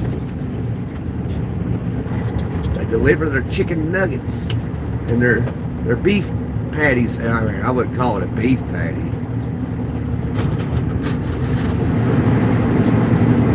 Sure ain't no beef patty. It's probably a bunch of plastic and just maybe 5% actual beef, whatever else poison they put in it. You don't get any nutrition from it. You just pollute your body with it. Make you feel like you ate something when you didn't. You just satisfy the hunger and put poison in your body. I'm guilty of it too. I'm not perfect. I mean, I drive a freaking truck, you know. I try to bring my own food though. I'll eat cereal some days. That's all I'll eat is a bowl of cereal. Because I can't eat this garbage, man. The food out here alone has got me to the point where, like, man, I got to get out of trucking because I'm starving myself to death because I can't eat this shit. And there's not enough downtime in truck driving to actually pull in somewhere and eat a real meal. Spend 45 minutes sitting down somewhere getting a real meal. And it's so few and far between, you can't even find it.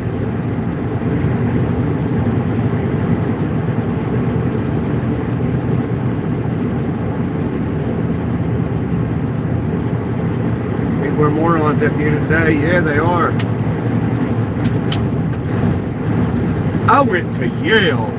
I went to Harvard. I have the best education in the world.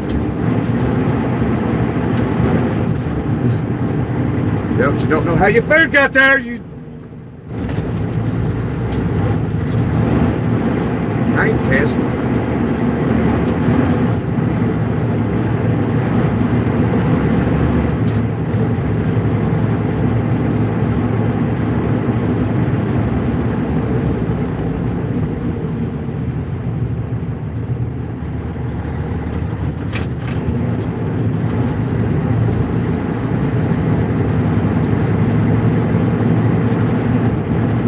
Yeah, if that, right? Yeah, 10%, if that.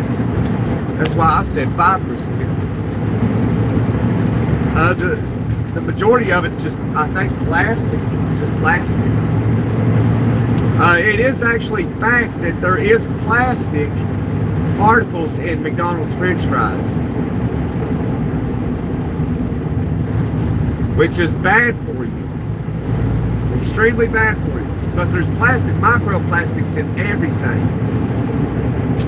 They say that each human being, at least in America,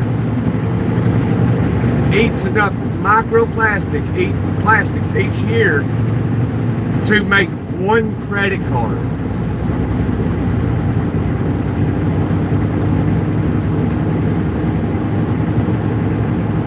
Hey Jimmy, where you been? I ain't seen you in a couple of weeks, 2 or 3 weeks.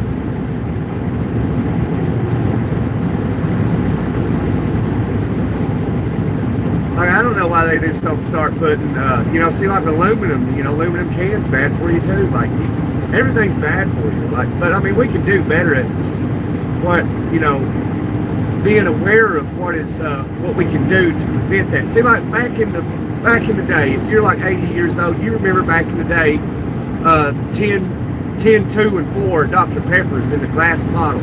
Everything was in glass. That's what we need. Instead of plastic, getting those microplastics and all this poison, man. It's like we need a leader that will actually change this nonsense stuff where we're feeding poisons into our bodies. And it's all part of their big plan where the insurance companies are involved in it because they know, like, okay, we're going to get some money. We want the populace sick. So that's why they just keep feeding this poison. So they want to do that. So eventually, in time, it's going to catch up to you and it's going to get your ass. And you're going to be like, oh, I got to go to the hospital. Now, insurance hospital, like, okay, yeah, come on in. Another visit in 2 weeks, another visit in 1 more month. Yep, let's do this for the next 2 years. And they just milk the insurance companies, and that's why you have to sit there at least 2 hours. Because each hour they get some money from your insurance company.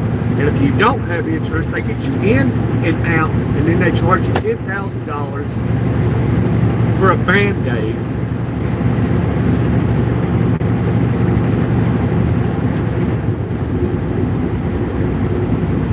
Ridiculous. Can't make money with a healthy population, okay? We live to be 120 on average. No, we've got to eat that plastic. Let's bioengineer this. It's not even real. It's just 3D printed. A 3D printed steak. Eat this. It's not.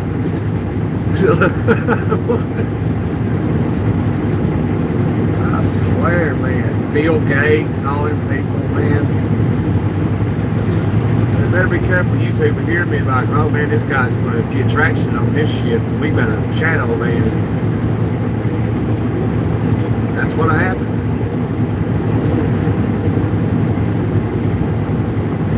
Everything was in glass and cans back and the food was good. Right, yeah, they were.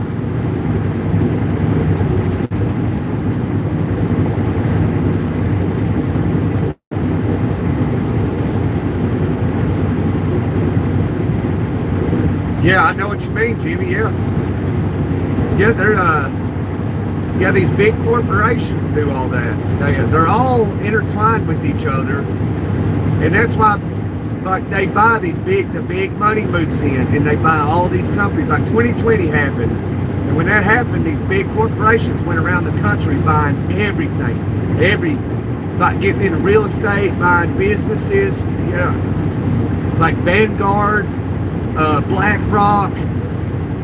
This is what they did, and that also caused home prices and your rents to go up because big investors come in, buy the entire freaking neighborhood, or they buy a big huge plot of land, 50 acres, and they start building cardboard houses all over the place on that piece of land. You see the development projects everywhere.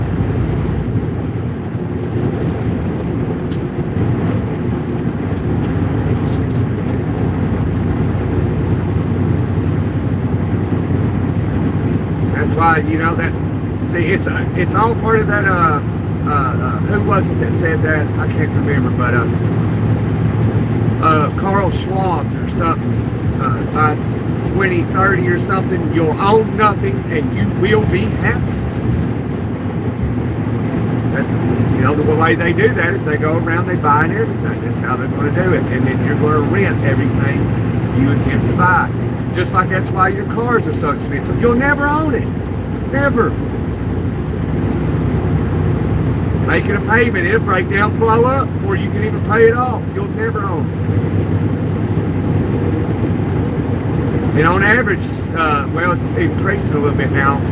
Usually 4 to 6 years people would buy a vehicle, and then 4 to 6 years they trade it off for another one. Now that's increasing to like 8, 9 years. And people's car notes buying a brand new Z71 Chevy Colorado or Chevy Silverado, $110,000. You ain't gonna buy that damn thing. You ain't gonna own it. You're just gonna rent it temporarily under the illusion that you own it, because you don't. Just like your home, you're not gonna own it either. If you pay anything on that, say it was $100,000, you paid that $100,000 off. Done. You're like, oh, no more payment. Oh yeah, baloney. Each year you got to pay property taxes. If you pay property taxes, you don't own it.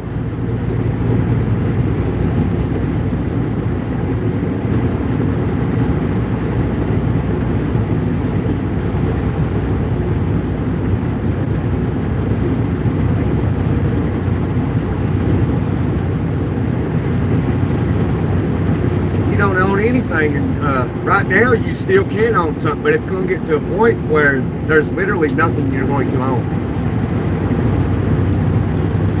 You'll be under the illusion, oh, this is my brand new car right here. No, it ain't. You'll never make enough money to actually own it. So you're going to rent it for a $1,000 car note each month until you get 200,000 miles on it if you're lucky, and you ain't put $50,000 in it, and then you'll end up trading it off, and you'll come out, you'll come out underwater on it because you're going to owe more on it than what it's worth. You bought a $100,000 vehicle, and it's like, okay, I owe $70,000 still on it, and you go get it appraised. Oh, it's only worth $45,000, and you owe $70,000. You're in deep shit.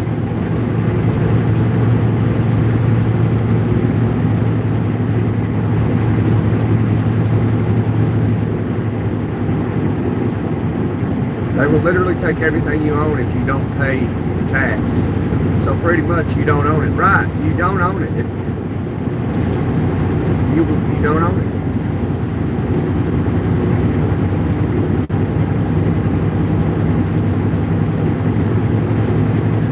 That's like cars, you know. You're paying something on it. Say you paid it off. You're paying the insurance companies and the state each year to update the registration. You pay the insurance each month or however you do it, yearly, every 6 months, every 3 months, every month, whatever. You're paying to have that car on the road. People don't really think about these things, man. They're just like, they go buy a car. Look at my new car. No, that is not your car. That is the bank's car.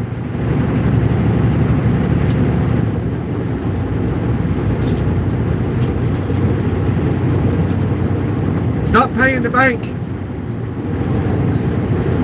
They'll come repossess it. You'll have to hide it or whatever. Nowadays, they're putting stuff in it to where you can't hide it. They'll find it. It's that car note, son. It ain't your car. I mean, it ain't funny, but man, it's wild as hell, man. I'm telling you. Like that Cobalt that guy gave me. I mean, in a sense, I own it. I don't owe nothing on it, but I do have to pay yearly registration on it, and I got to pay monthly because I pay monthly in insurance to have it legal on the road. But eventually, it's going to, you know, just totally quit, and either I have to change the transmission or rebuild the engine, something. I mean, it's a machine, so it's gonna break down on you eventually, and you gotta fork money.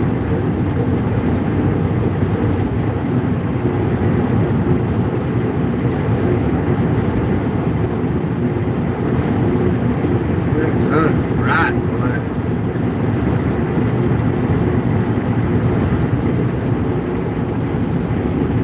But you know, there is things y'all can do if y'all own your house or whatever. Like, say you don't have a mortgage payment no more, and you know you obviously do have to pay yearly taxes. You could go through a process and have it where you could, like, say you had a relative or a close friend pass away, you could have them. You could turn your property into a cemetery, and you will not pay no more taxes.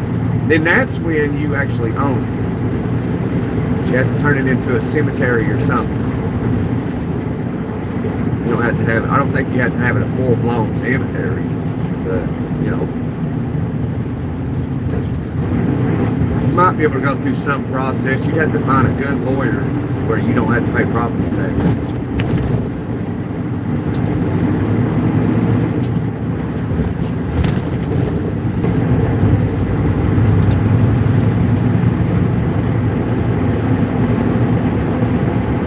Pay drainage taxes? Huh. I don't.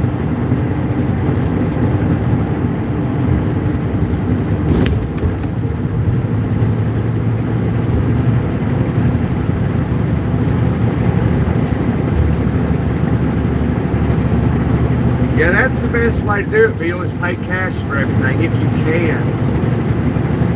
So the thing is you can actually buy a house with no credit score. You can, but it's very hard. So, you know, that's what, if you watch or follow any financial thing, you know, like Dave Ramsey, for example. You know, you know how he's always boasting, bragging on, I don't have a credit score. I don't have one. But what he fails to mention is, I am a multi-millionaire, and I don't have to have a credit score. And if the property costs $5 million, I have it in cash, I don't need a credit score. That's what he's saying, but he doesn't say that.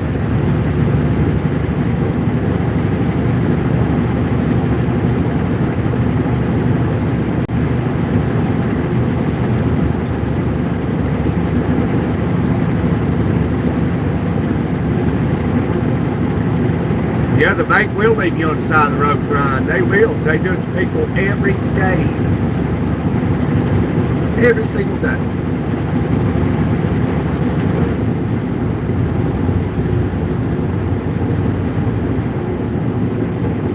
St. Louis, Missouri, Jimmy. I have 3-acre commercial farmland. Okay. So you pay business taxes and stuff. Is it a S corp?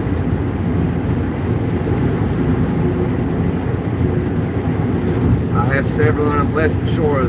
Amen, Jimmy. That's awesome, brother. God is good indeed.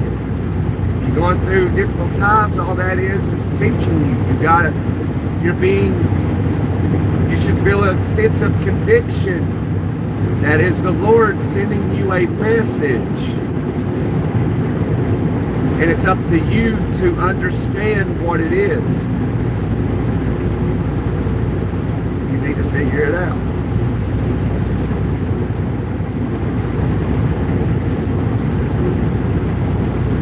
You gotta understand it ain't about you. It ain't about me. You gotta see the signs.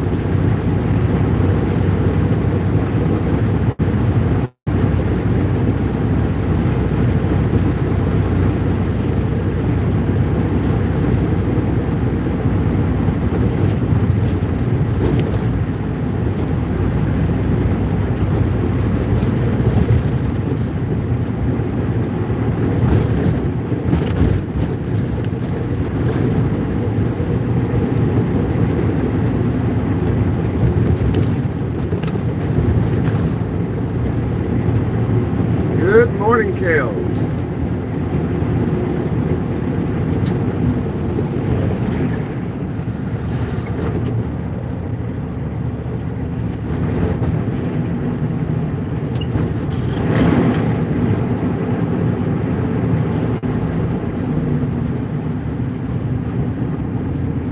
I pay $345.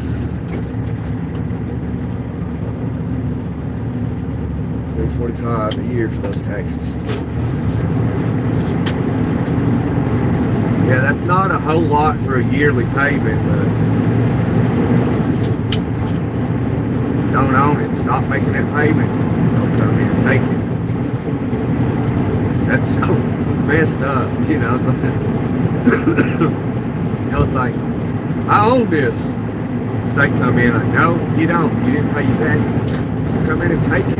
They'll auction it off. You can get online and find those properties like that, you know, foreclosed property, missed taxes, and you can pay the taxes and it'll be yours. Get the deed.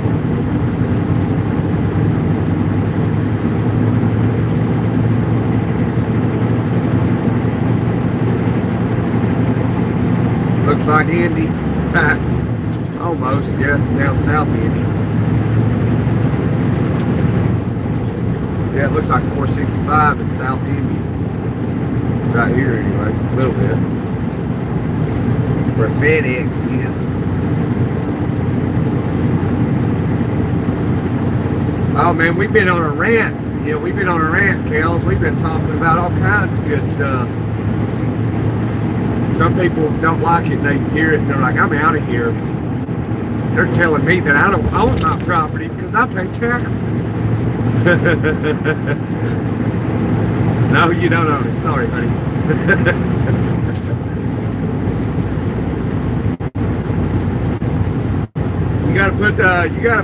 Hopefully you got somebody, if you own that and you pay yearly taxes, you can hopefully put that in a trust. You know, it's things you need to look into.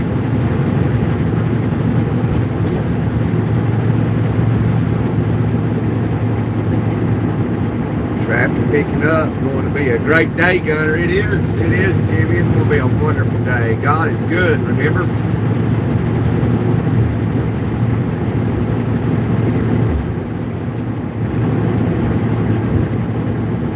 They will be surprised.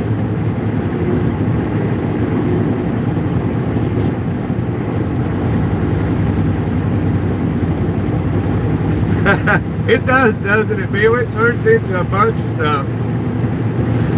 It is a kind of an educational platform. You know, we all share a little bit of knowledge, and I really appreciate that. You know, we all share what we know, and, you know, we learn a lot.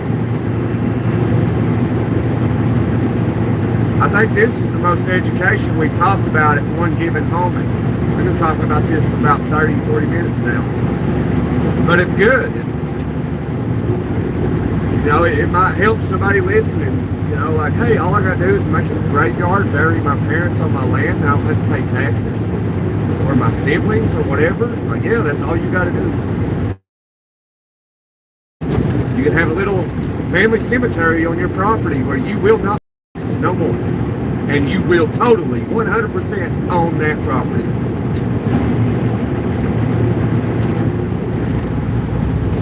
But every state's a little different, but you can look into it and see what is feasible for you and what your best option is. Jimmy out? Is Jimmy leaving?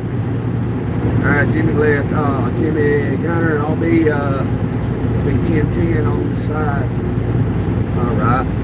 Gotta get busy, bro. I understand, Jimmy. I appreciate you being in here this morning, Jimmy. God bless you, my friend. God bless each and every one of you. Y'all are awesome, man, and ladies. I think y'all are the best people I could ever found on YouTube. Absolutely. Be safe, Jimmy, and have a wonderful day, brother.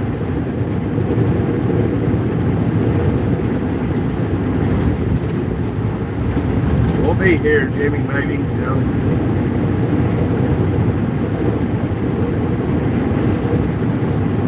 He'll be lurking.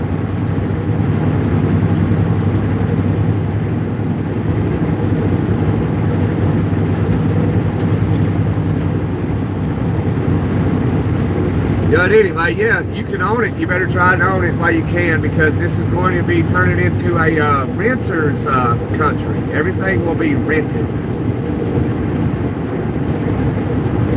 Renter's nation. How much rent here? $17.50 a month.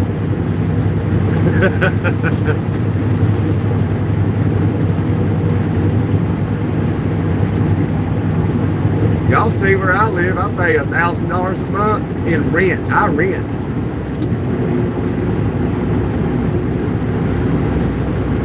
And that's high for that area, man. That's crazy.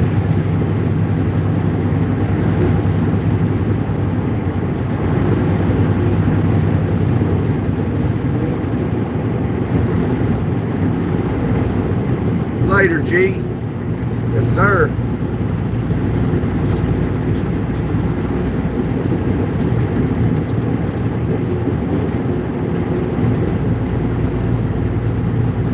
Maybe one day this channel will take off, and perhaps one day I'll be able to help you when I can. You guys deserve it. If we ever got like 2 million subscribers and stuff like that, you go, hey Gunner, man, can you help me with $1,000? I'm like, absolutely, bro. Absolutely, you're good folks. Where you at? I'll fly out to you. You know what I mean?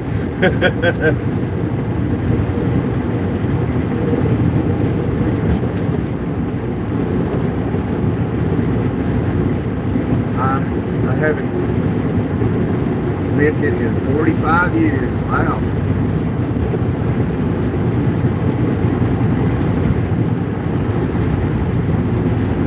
I'm waiting for the housing crash in whatever area I plan on buying in. There's every market's different. I think a lot of people think about economics in one way, and they think if it's crashing in one place or doing good in one place, they think it's doing good everywhere. When every market is different, it's not the way it works.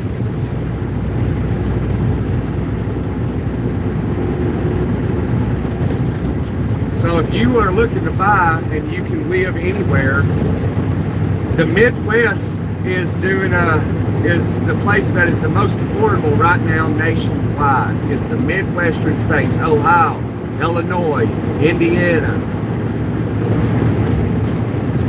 But those prices are slowly climbing up. You should have bought that place for $90,000 in Indiana. I should have done it. That's one thing I regret that I didn't do, and I should have done it. should have done that.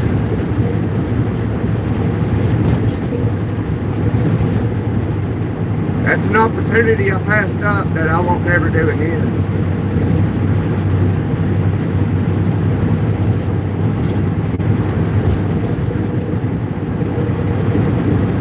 Man, that sun, son, I tell you what.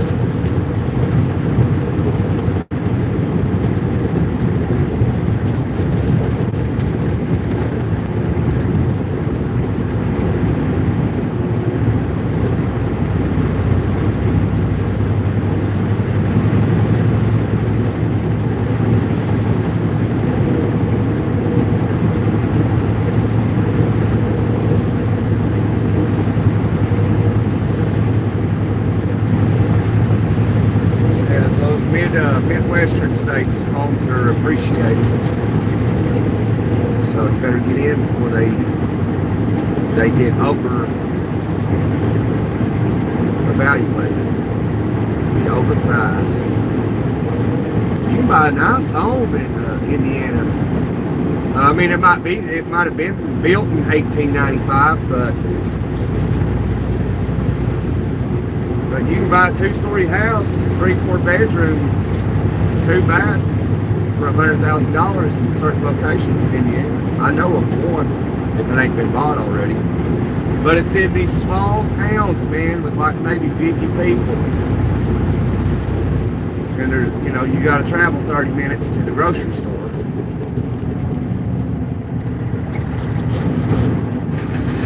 That was weird.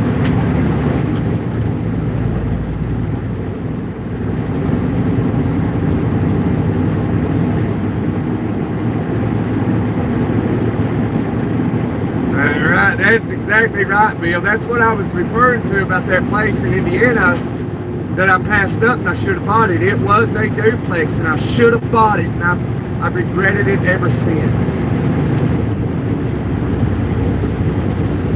Because that's what I was going to do, is buy it, and I was going to live in one side while someone lived in the other side and just had them pay the mortgage.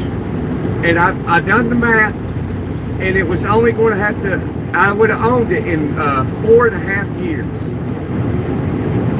And right now, I would almost have it paid off. And man, I passed that opportunity up, and I regret it, man. I regret that so much, man. Because I had it in the palm of my hands, and I just let it slip away. And I should have not done that. Shouldn't have done that. But I did. I can't pick myself up over it. It ain't going to make it happen, you know.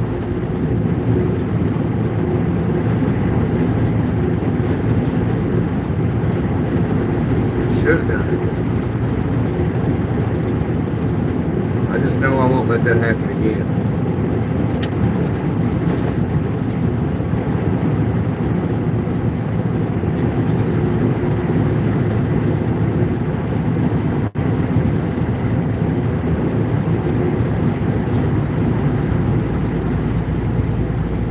Right, yeah, that's what something like that's what I was going to do, is have it.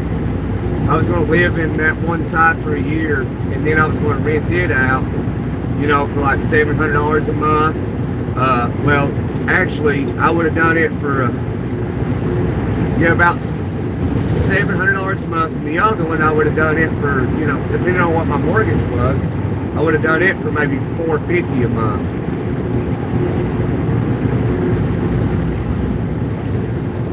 And then, bada boom, bada bang. And it had already been fixed up and all that stuff, and I should have done it. But I let influences and other stuff get in the way of it. I had other ideas, and that got in the way, and I made a poor decision. And see, that's what I was talking about yesterday. We all are a victim of 3 things. One being, you're a victim of your own poor decisions.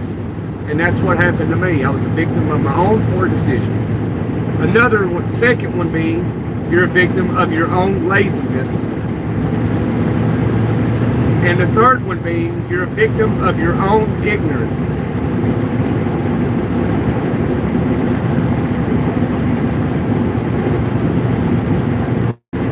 And we've all been victims of all three things. I'm a victim of it too. I'm not perfect. I don't pretend to be.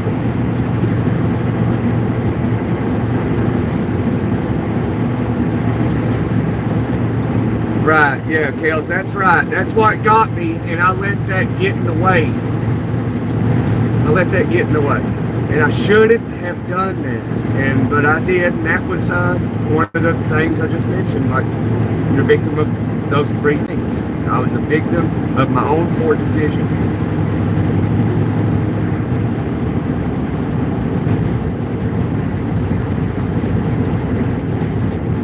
But, oh well. Life goes on.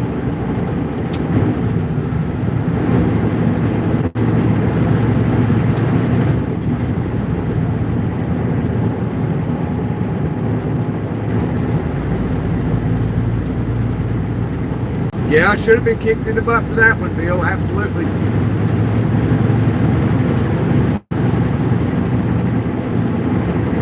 Abso-freaking-lutely. Victim of my own poor decisions right there. That ain't nobody's fault but my own poor decisions. So that's something you ought to write down, is those three things that you we're all most likely a victim of. And if you got kids, that's the only three things you should teach your kids that they are a victim of. One being, you're a victim of your own laziness. Two being, you're a victim of your own ignorance. Three being, you're a victim of your own poor decisions. And that's it.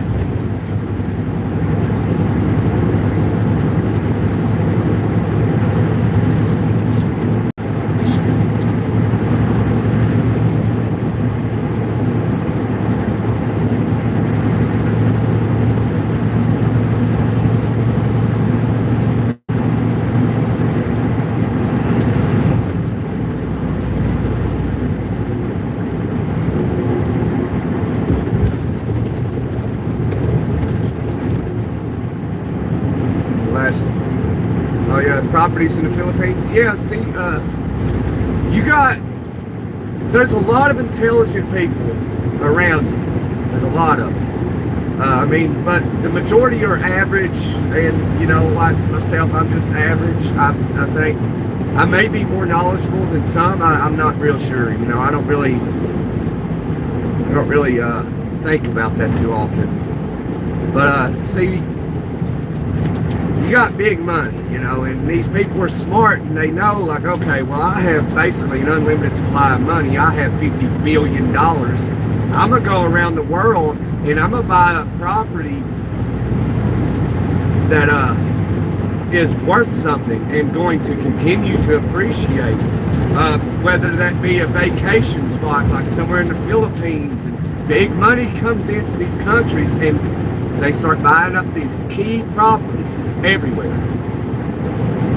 and it causes prices to go up because it's supply and demand, which this is all economics. That's another thing I do. I study economics for a hobby. I study law, economics, all this stuff that people find boring. I don't know why, I just do it.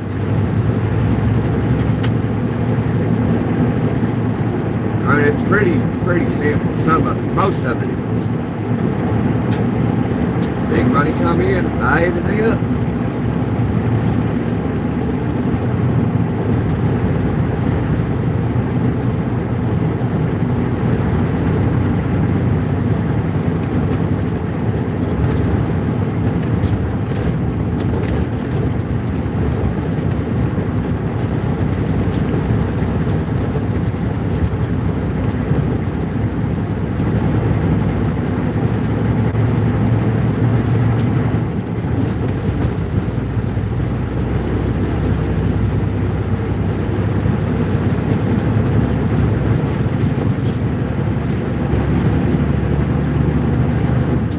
somebody might hear me talk and be like, why is this guy driving a truck?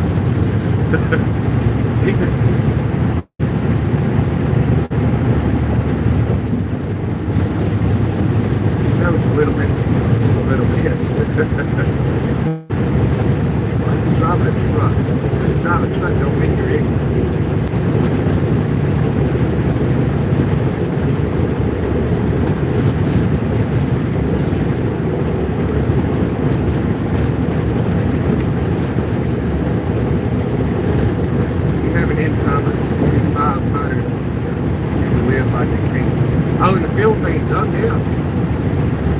But what you have to do in order to do that is basically live in America, stack some cash, get you about $100,000 stacked up, go to one of these border countries where you can live, and you will live like a king for the rest of your days.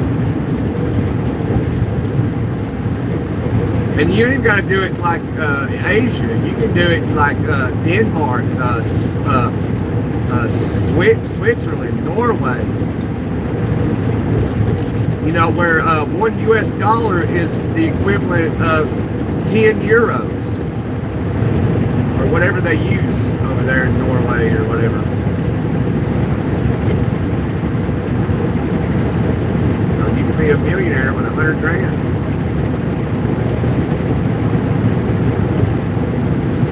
And the education system is better. You know, I've thought about doing this myself. But it's kind of hard to give up my rights as an American like that.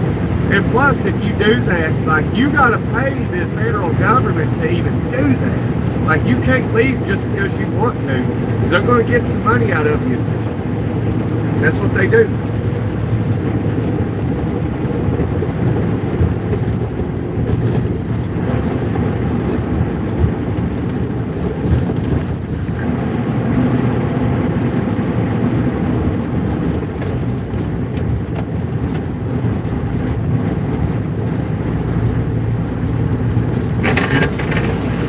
Appreciate that, brother. Appreciate that.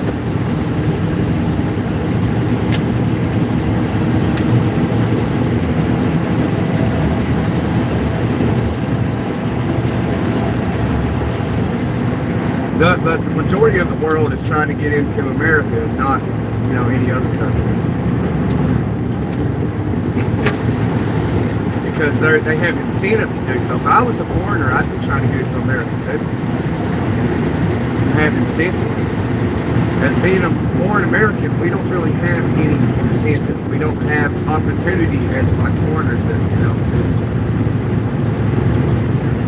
We got to make opportunity. You got to give the right people find the opportunity. And that's hard to do. Because there's key information that they don't share for free. You know, you ever got to a wall, you know, in life, and you know, like, well, this is as far as I can go. And you finally start to realize this is as far as I can go right now. How do I break through this wall that's stopping me? And I've done this. And I've not found it yet.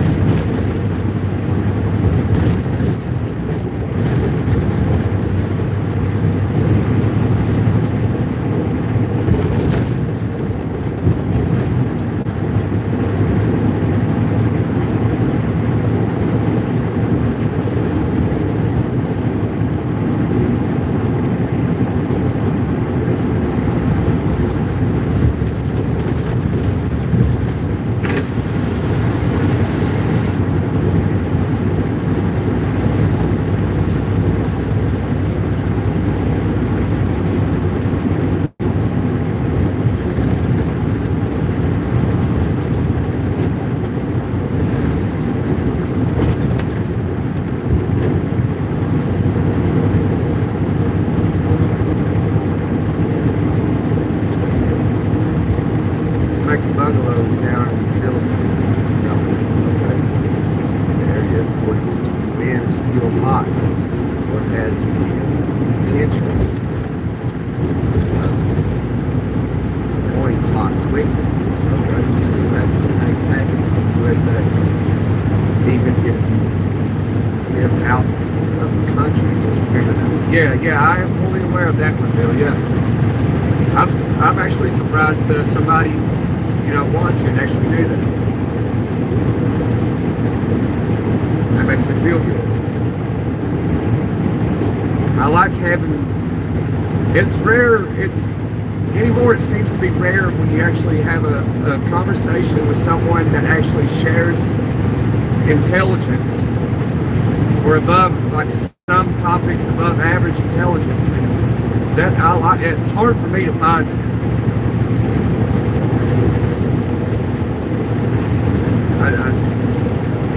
Most of the time when I meet people, when I talk to them, I'm just quiet. It's a conversation that literally goes nowhere. No good information is shared. Just another basic shooting the shit conversation.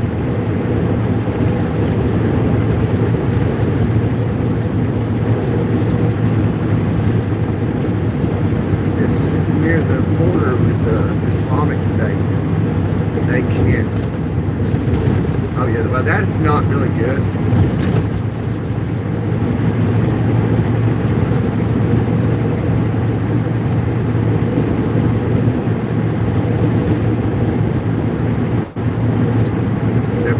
Circumstances. Yeah, that's one thing I do appreciate is our culture for firearms. I'm all about it.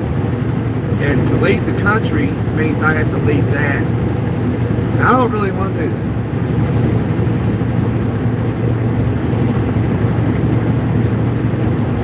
But I mean, I guess I could always come back as long as I keep my citizenship. Who knows, you might go somewhere and be like, you know what, this is worth giving it up. You never know.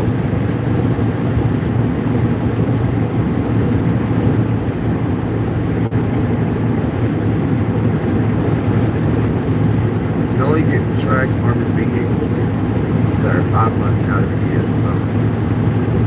Hit that like button, Steve. Hit that like button. Like and subscribe. I did. Yeah, Jimmy did. He ain't turned back.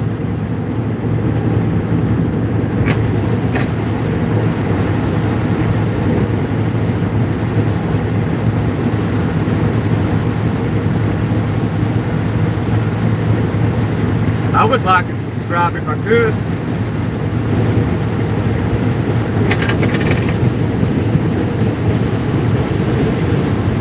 But I can't do that.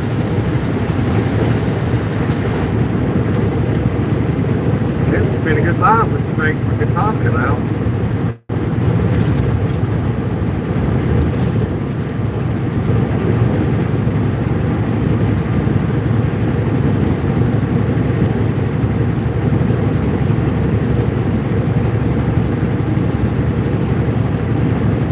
Battery life got okay, got to end it. No, 41%, 51%. Good.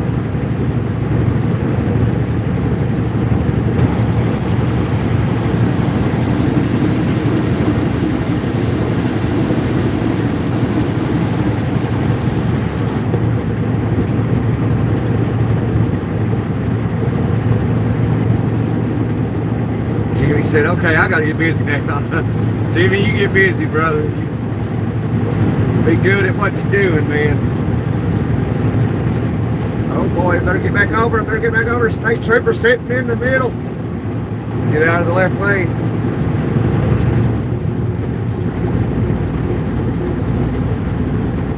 Maintain our distance here.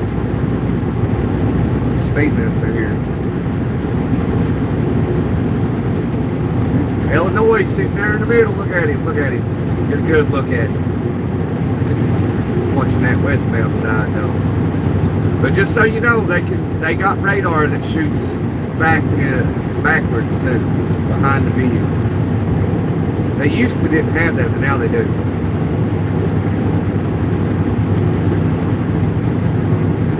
Later, Jimmy. Take care, brother. We've been holding Jimmy back from his duty today. He's been hearing the conversation. I guess it's good shit right here. This is good stuff.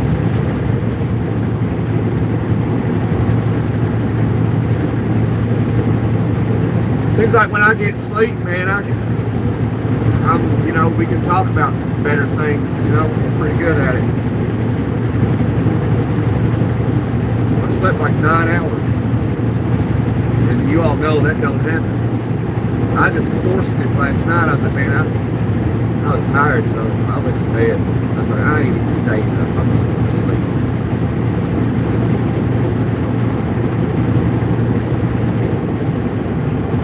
He probably is. You never know what Jimmy's doing.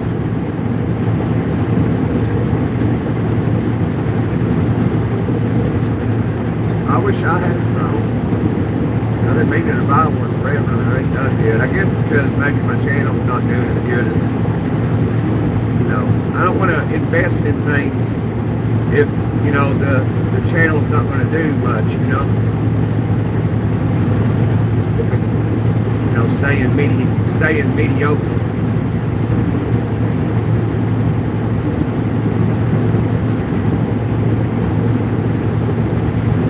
We ain't monetized. We ain't monetized yet.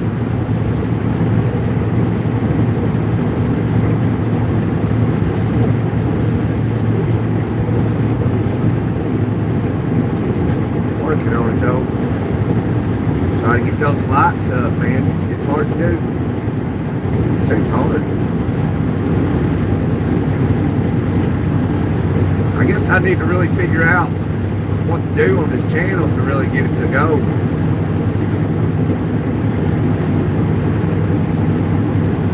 Maybe I need to make videos just like certain topics.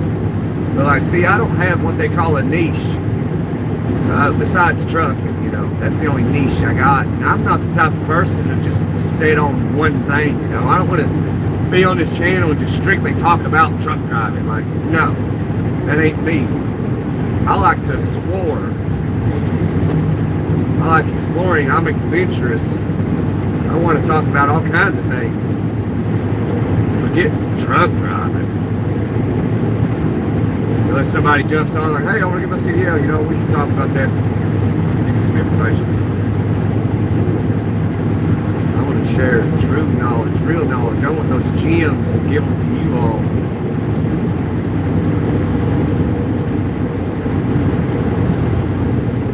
Those gems where you gotta pay for it. You gotta pay for that information. Or you got to be involved in the right people and doing the same thing they are doing.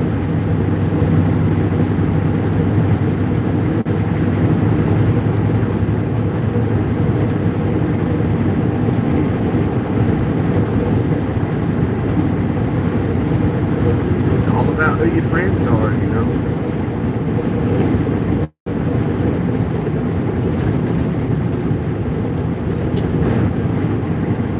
No, I'm going to Tennessee.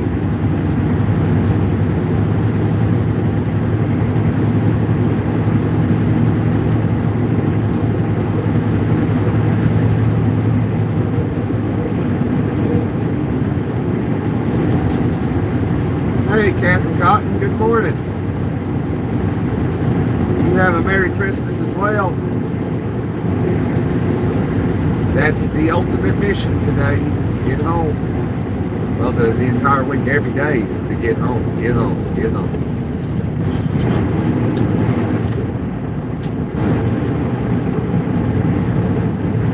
That's the goal for today. Be safe.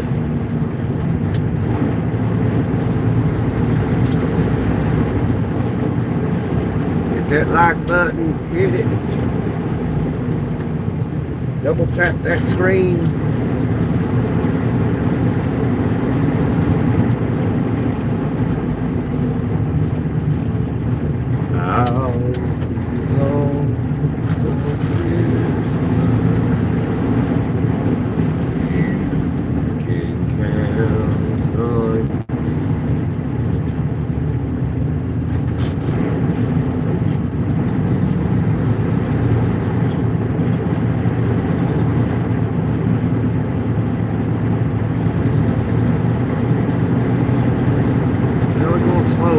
Back here in the Frigidaire and get me a Red Bull. Because Red Bull gives you wings. Yeah.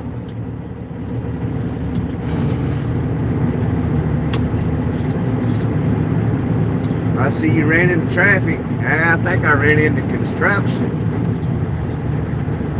But yeah, we got traffic in it.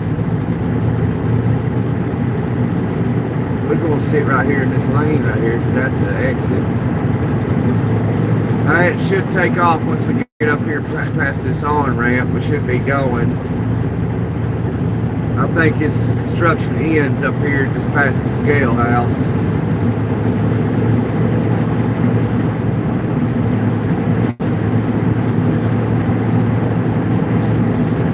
This construction stuff has been going on since Trump's first term when he did whatever for infrastructure. There's been construction all over the country.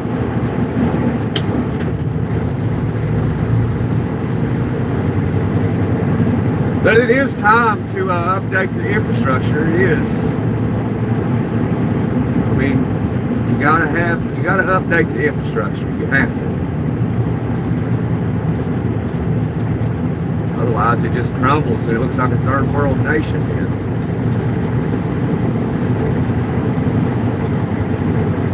Maintenance. Preventative maintenance.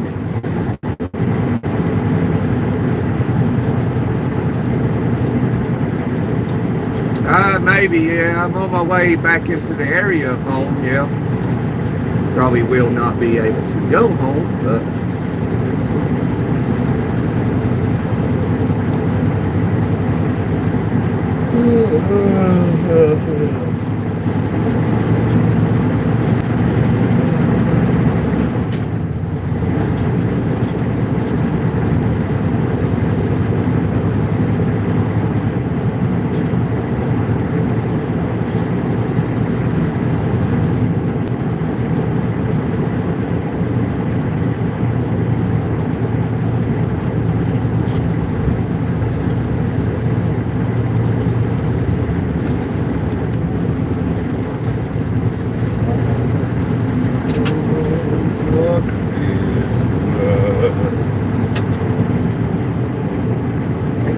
inside my fridge.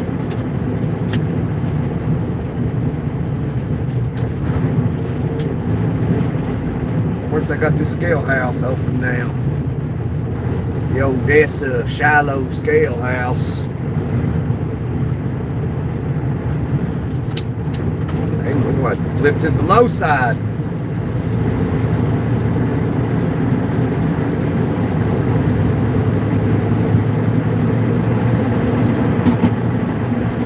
Now flip back to the high side.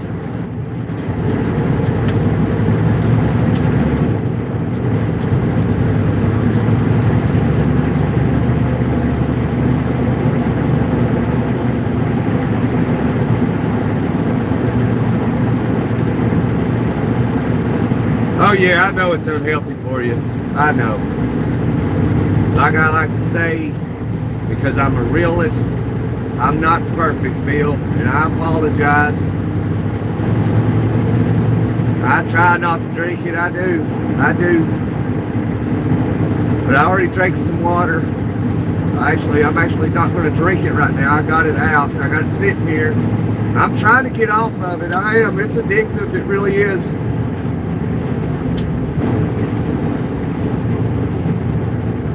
Now, the only thing I drink is water, Red Bull. I drink some Horizon omega-3 milk sometimes. I actually have a half a gallon in the fridge back there. I do try to be healthy. I think for the most part I am, but the other part I ain't. You know, I'm human, and I only live once, as far as I'm aware of. But I'm trying to be here for the long run. I'm trying. Catherine says she's at work watching me truck on. All right, Catherine. I appreciate that. Just don't get caught watching. Turn that volume down. I like a Budweiser or 2 or 3. or 4 on weekends. Yes, Sam, I'm right there with you. I drank back when I was younger, you know, to the majority of you guys. I am younger than you guys. But back when in my 20s, that's what we used to drink. Back in my early 20s to mid 20s was Budweiser. That was what we drank because it was king of beers, you know. Then I stopped drinking it, and I started drinking for the longest time. I started drinking Michelob Ultra.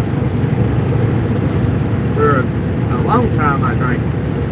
That was probably back in my late 20s into my early to mid 30s. Well, I'm in my mid 30s now, but.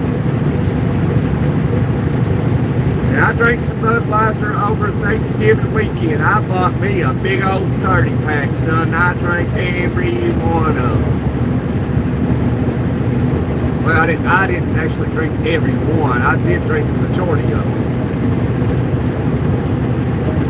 And surprisingly, the next day I did not have a headache at all. I was like, oh, I thought I would have, you know, so I bought me some Excedrin just in case. And I didn't have a headache at all. I felt fine. Oh, I'm in your ear so nobody knows. Okay, got you, Catherine. You're smart. Catherine's smart.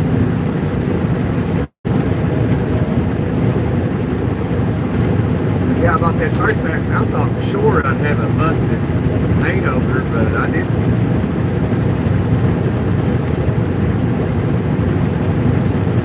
That's the first Budweiser I bought in a long time.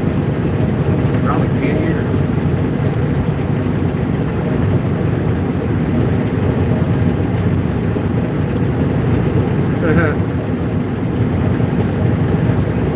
Coffee is much better. Oh yeah, I drink coffee too. My bad, Bill.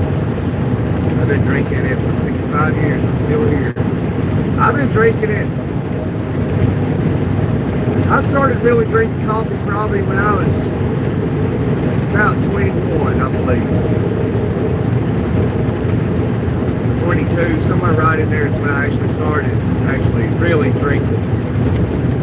I've been drinking it ever since. And I drink it every day pretty much. There's some days I miss it, which is maybe 3 days a year. But I drink it every single day.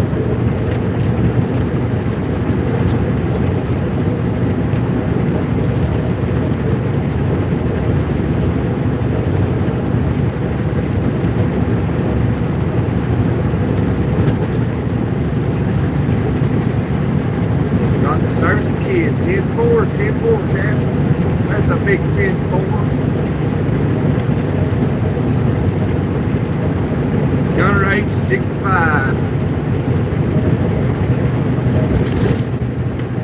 Ooh, Tex got me. You got me, Tex. How you doing today, brother?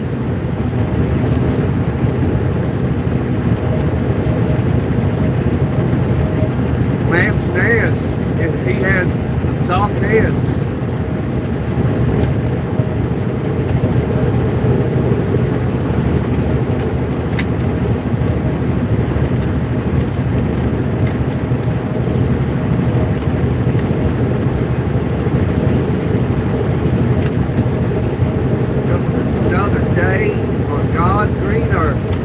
Amen, brother. Amen. Just another day in paradise.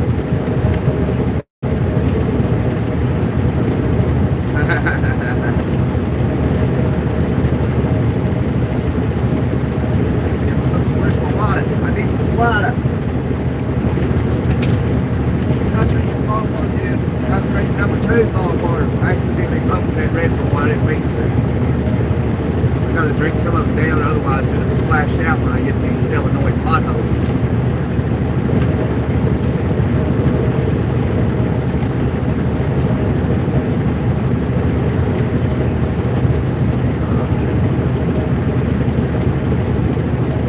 That's the worst thing, man. You can put like a soda pop or something in your cup holder, and you know everybody, the majority of people got their loose change in their cup holders. Driving down the road, you got your drink sitting there, a sugary drink. You hit a pothole, it splashes out and gets on those coins, and you don't really see it. Then when you need 17 cents, you just dig in there for a dime, a nickel, and 2 pennies, and that's when you realize it's all sticky. So what I like to do is I'll eventually take it all out, put it where it needs to go, and I'll take the water hose and get the house and under the sink. I'll kind of rinse them off and dry them off there. But I hate the sticky coins.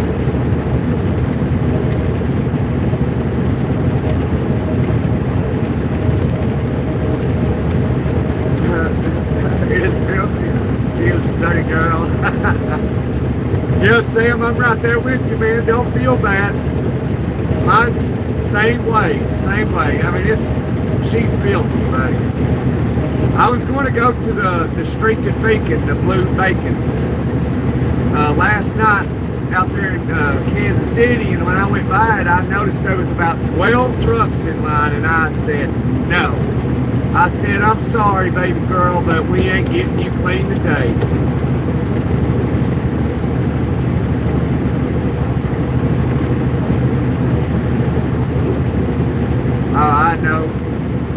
I know, Steve. Ain't no hard feelings here, Steve. I might need to take garbage out and make some breakfast. Alright, steak and eggs. We having steak and eggs for breakfast this morning? That's my favorite thing, steak and eggs. Well, steak and cheese eggs, man. Cheese eggs. You gotta make some scrambled eggs. Take you some either some Velveeta sliced cheese or some Kraft sliced cheese.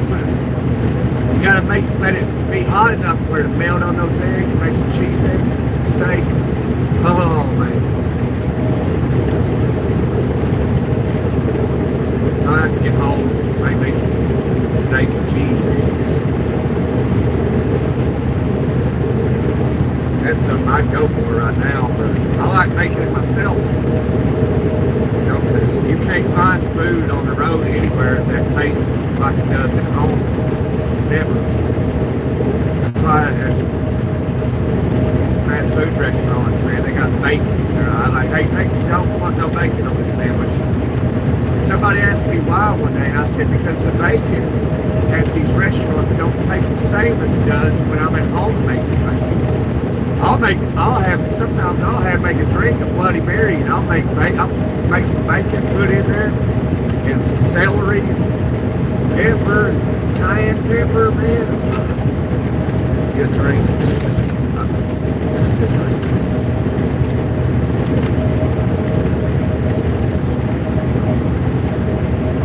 Bill says, understanding that one. Yeah. Good morning, Sam. Good morning, America.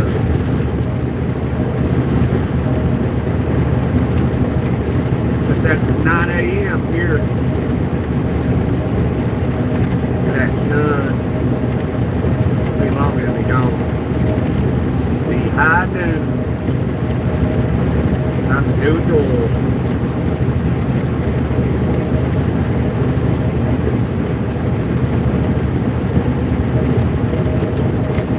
Louisville, 233 miles. Goodness. About 4 hours.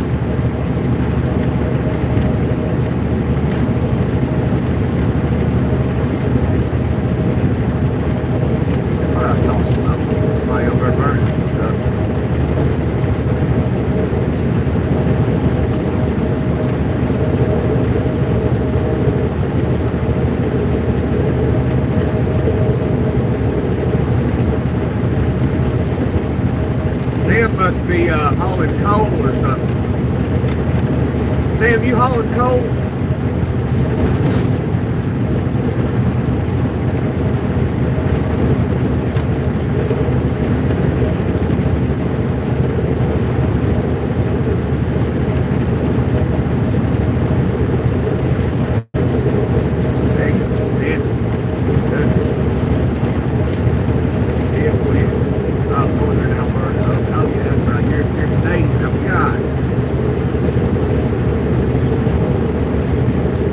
hauling that Canadian coal.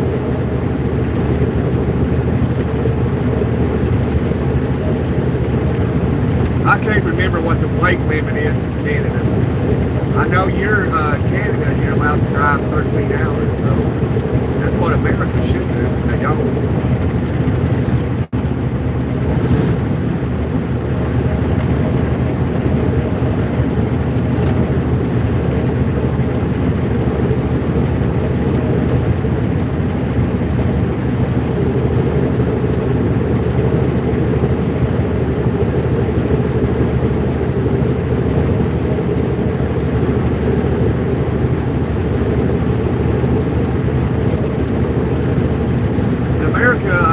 If you haul coal, you're allowed to weigh 110,000, I believe, 110 or 120,000, something like that.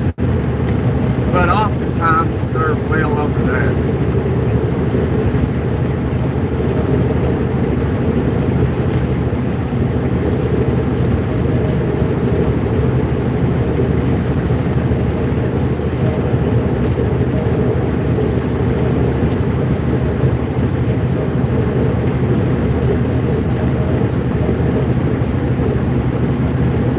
Three-axle trailer, like 110, 120,000 pounds.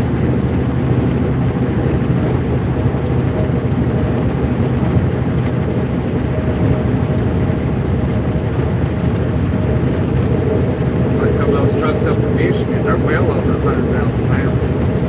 Some of them. They might be like 150,000.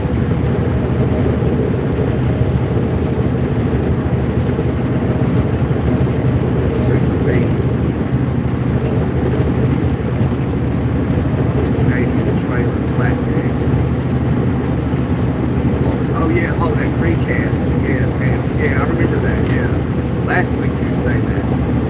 One piece per trailer. Man, things must be heavy. You weigh 140,000 pounds. Goodness gracious. Be careful now.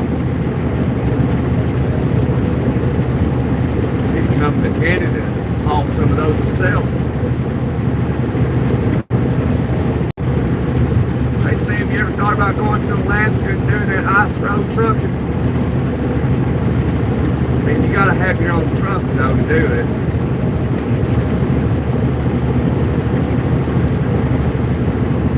But those guys, they make pretty good money. Yeah, but it's seasonal. They only do it like 5 or 6 months out of the year. But they make like $200 and some thousand a year, 300,000. Really, that ain't worth it, you know, because if you own your own truck and stuff, you get down here in the main part of the country, you can make over $300,000. So I go to Alaska and do that. But that's in a year, so up there you can do it like 5 or 6 months. It's season. All right, Steve, you be safe too and have a wonderful day, brother.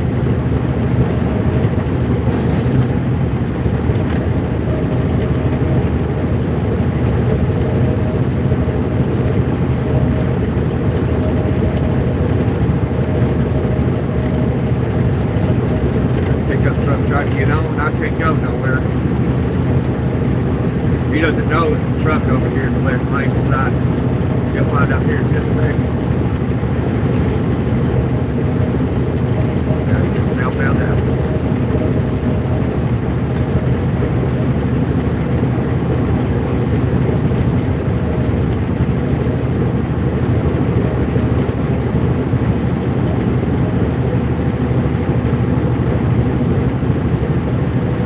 No, he says, no, I don't think I want to do ice roads.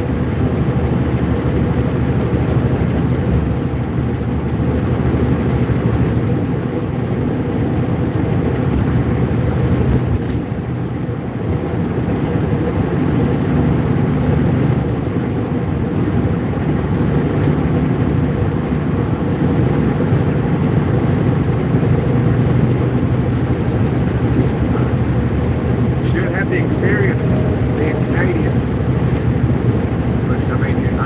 driving on ice roads. You got to worry about falling through the ice. You go too fast, you make a wave, cause that ice to break, you're gonna fall through it. Yeah, I'd always be driving across it with my door open and my seatbelt off for sure. It's like a inflatable device in the truck, so I can grab it, inflate it, and get in it, you know.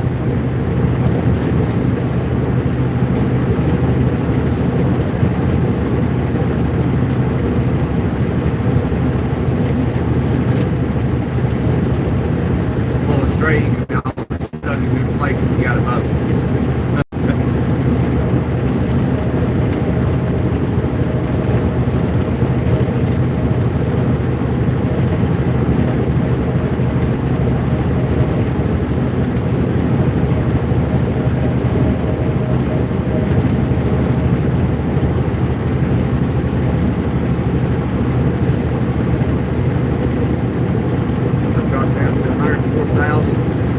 As soon as I hit USA.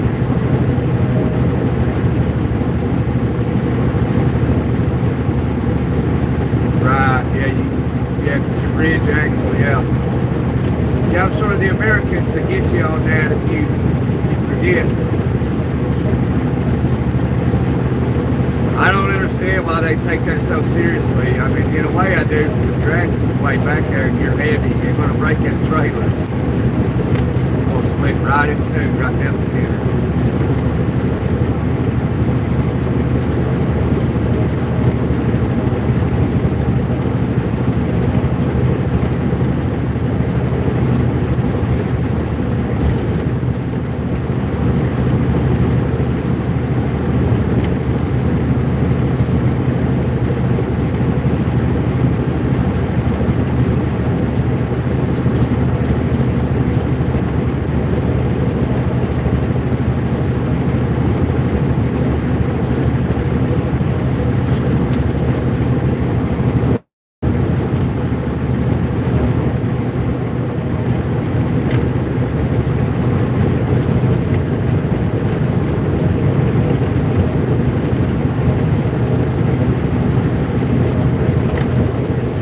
Yeah, we know what's full and what's not. Absolutely.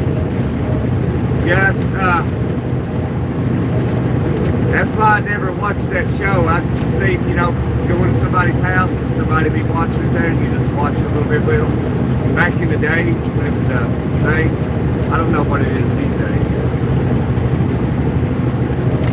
But it's like, you would see it like, man, you know they're just trying to make this exciting.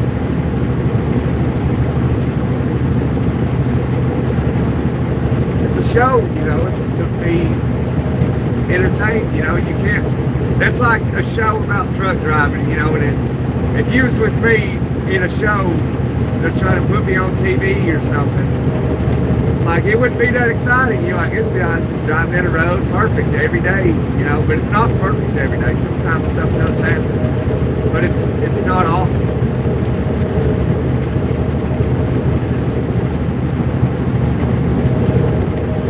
So, you know, some smart dude like, hey, you gotta make something happen here, you know.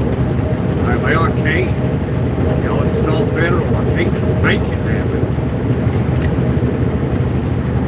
Yeah. So, I mean, reality TV is like this channel. It's the real McCoy. It's the real McCoy, son. Ain't nothing paid for. Nothing. I don't get paid to say this, say that, advertise this. I don't get any of it. I don't get any of it.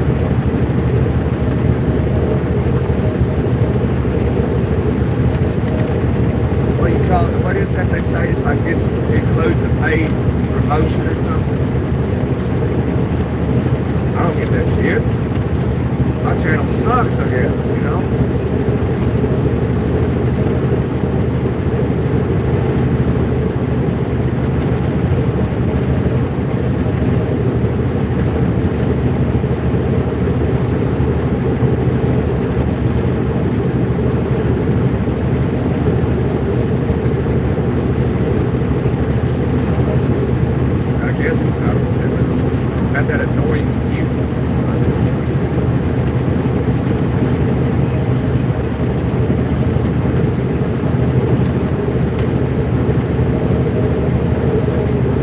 good. I play some classic country, rock and roll, classic rock, you know. I'd be playing like sure Hank done it that way. You know, Hank really do it this way.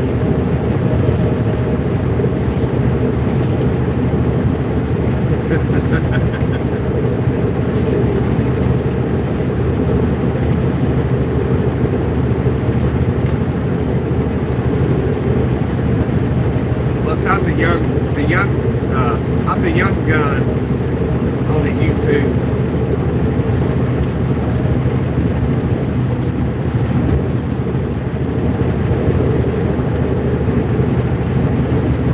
Everybody else has got they got their foot down on YouTube truck. They've established themselves. I ain't done that yet. May never do. Who knows?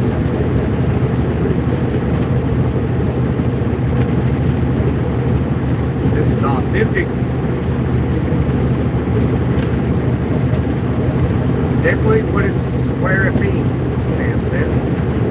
For a dispatch giving me an earful with foul language. Nada. Absolutely. I try to be careful with foul language. To be honest with you, Sam, I try. I know I shouldn't do it. And I do pretty good, I think, most times. But every now and then I'll let something slip up and I sound like a pirate sometimes.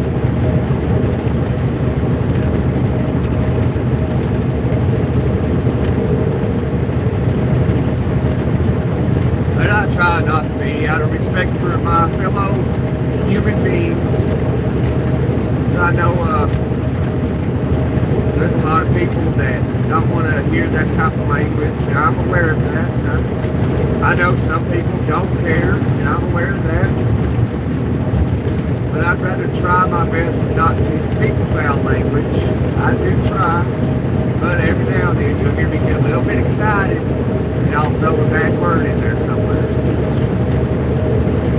When I get excited, it's hard for me to control my mouth when it comes to bad language. But I mean, usually I just say like shit, you know, try to, something not so bad, you know. I try. And that's good enough for me. But I try to do that.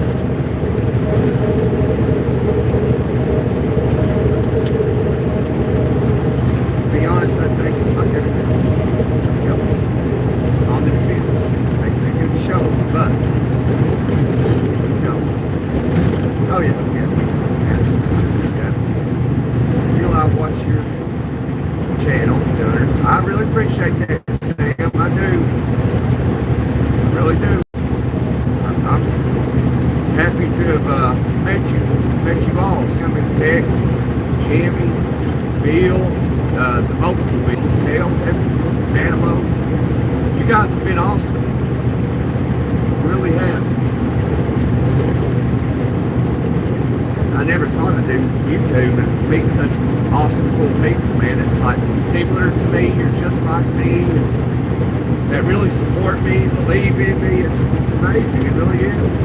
Then every now and then you get these foul people that jump in and just say ridiculous things, which I'm cool with that. I don't care. I don't care. If it makes them feel better, I'm all for it. You know what I mean?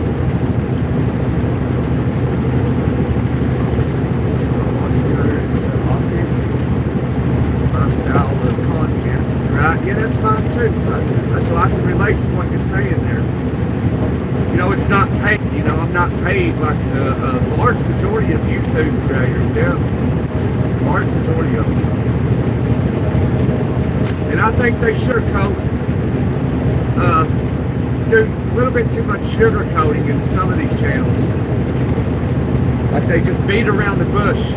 Like you hear like all the time with people in your personal life, just beating around the bush, like wasting time.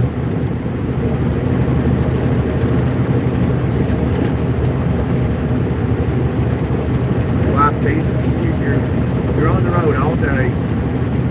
Comes home and watches the truck and jam. do that too. I do that too. You know, one thing I do, Sam, is like, you know, I'll be scrolling, you know, I'll be on YouTube scrolling, and every now and then I'll fall upon a live stream, and I'll click on it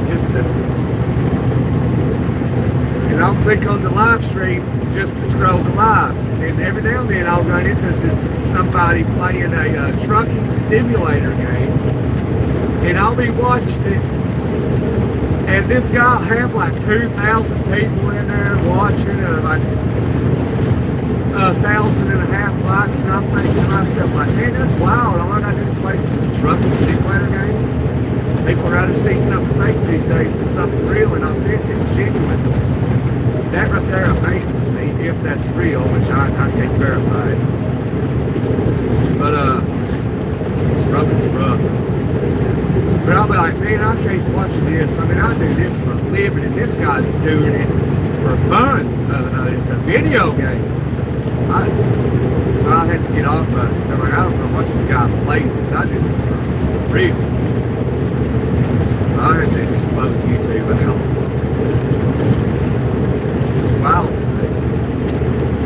Dude, probably making $50,000 a month playing a video game.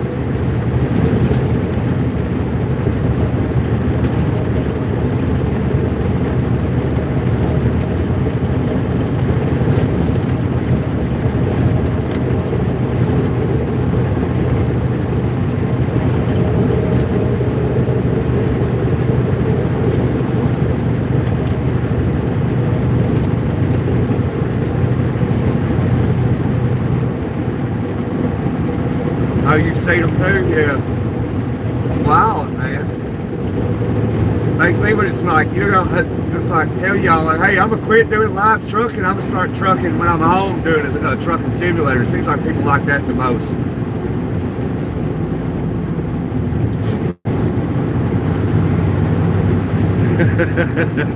That's amazing, though. That's true. Like, it's amazing that someone would like something fake more than something real.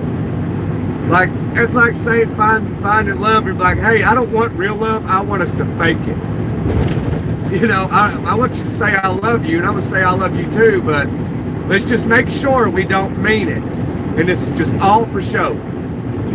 You know, like what? That would suck. Like, hey, baby, I love you. Thinking to myself, now I secretly despise this girl, you know, but we got to put on a facade.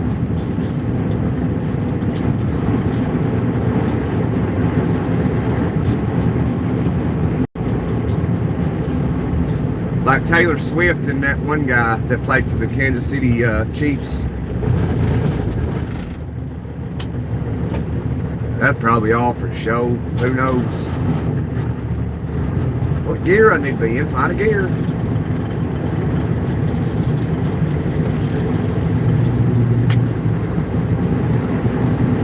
Couldn't find a gear.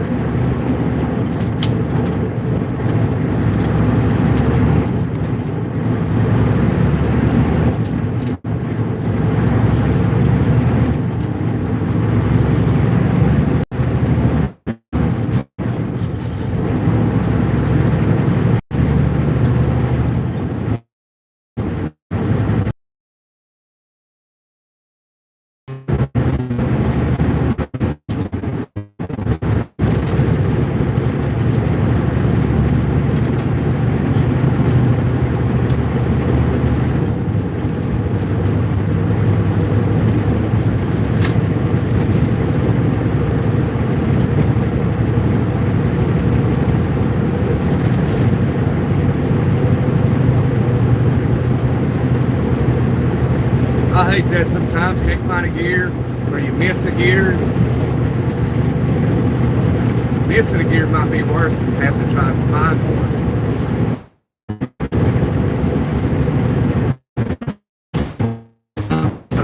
Oh man.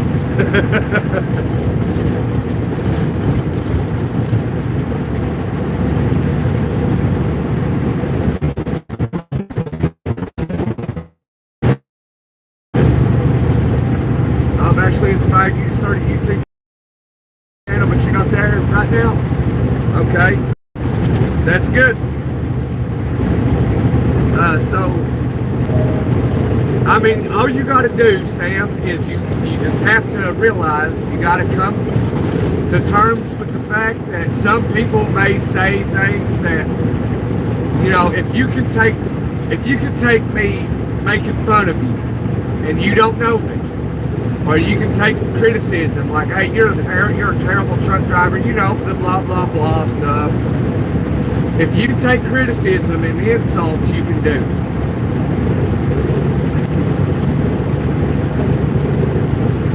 You know, because people's going to say things, you know, it doesn't, you know, so I don't care what you say. It doesn't, the way I see things, if you call me a racist slur, whatever you want to do, your words don't affect me. If it doesn't hurt my family physically, or it doesn't hurt my bank account, you're nothing to me. What you try to do to me is nothing. You're doing nothing. Oh, you called me a white piece of garbage. Whoop-de-doo-dah-day. Oh my God, let me check my bank account real quick. Okay, I'm good. Let me call my family. Y'all good? Yeah. You accomplished nothing. That's how I see it.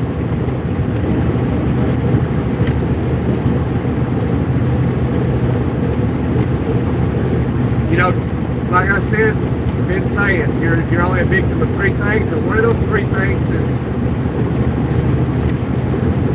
you're a victim of your own ignorance. So, you know, you gotta learn not to stoop to an ignorant level and, you know, feed into ignorance. Sometimes, you know, for people that can be challenging. You know, we're a victim of our own ignorance.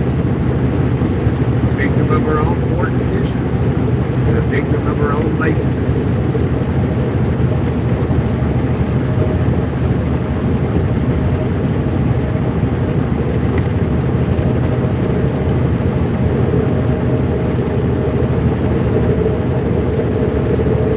If you can do those things, you're good to go. The problem is you gotta get like I think 50 subscribers or something before you can do lives. So you gotta make like short videos, like shorts videos until you get 50 subscribers.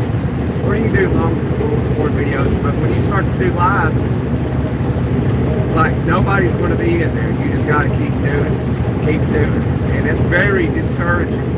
Very. That's where people they have a term, a name for that, but I can't remember what it was.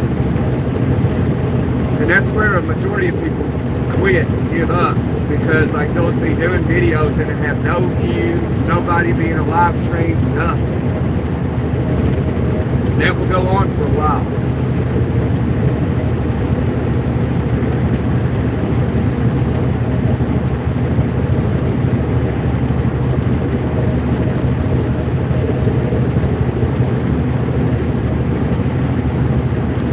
Doing a live like what I'm doing right now, and it'll tell you there's 0 people, no likes, all that, forever. You'll be doing a live all day long and nobody will be in it. It's crazy. That goes on for a while until you start to gain a little traction.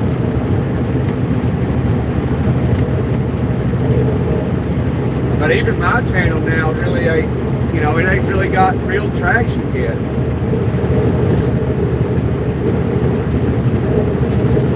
I kind of like it like this, because I get to actually get to know people. Basically, one-on-one with each other. Y'all get to know me.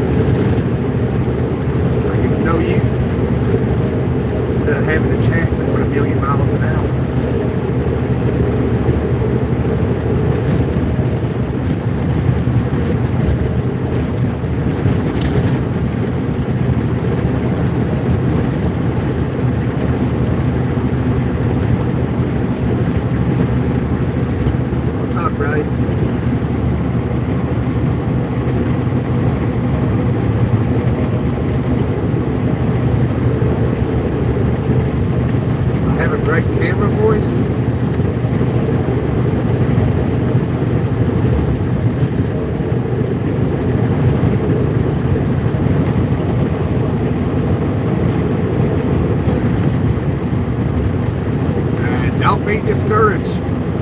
discouraged, Sam. Just be motivated. You know, I don't think I have a really good voice, you know. Like Manilow calls me a redneck and a hillbilly, you know. Well, maybe some people hear that and they're like, oh, he's a hillbilly. They get me off this channel. Like, okay, well, whatever. Whatever. Some people love it. Especially when I used to go up north. Man. We won't even get into that.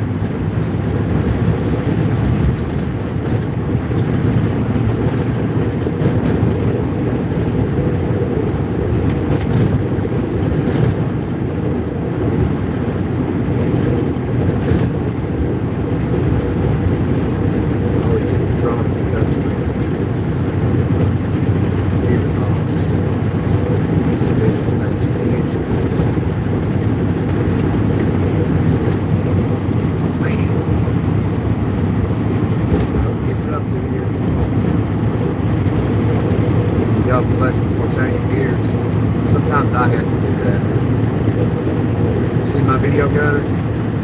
1.9K. No, I didn't see it, bro.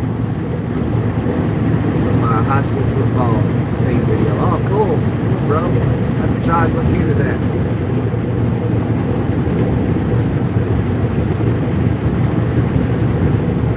What am I doing out here besides trucking?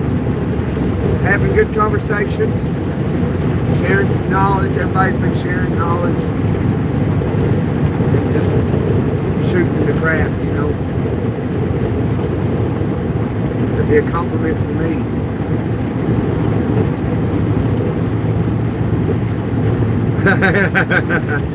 Better to be dead and cool than alive and uncool. I like that. Man. I wouldn't worry too much about what people think of me. I mean, it's cool if you think positive of me. It's cool if you like me. You know, it's cool if you don't like me. You know, it doesn't matter what you do, Sam. People are going to love you, and then there's going to be people that are going to despise you, no matter what you do.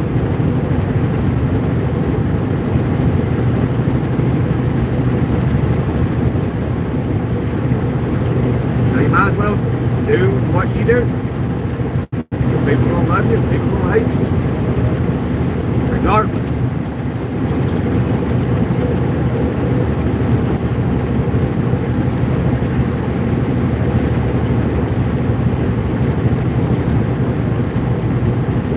Yeah, I got a trailer. Go. Good morning. Hey, Jay. See you around.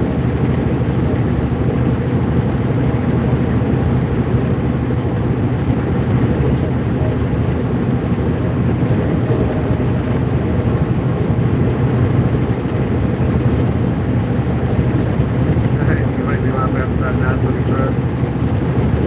It'll be alright. That'll get you views.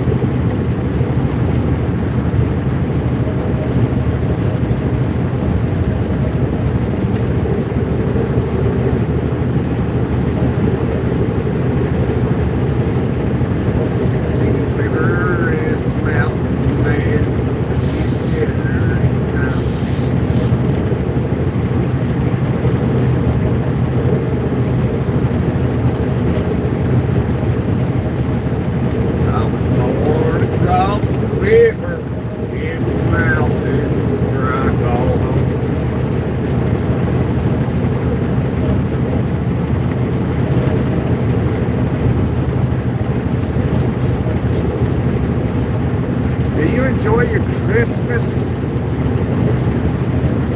parade at Little Fun. Yeah, it was alright. Yeah, I'm glad a lot of y'all tuned in to view it with me. It was pretty cool. Glad you liked it.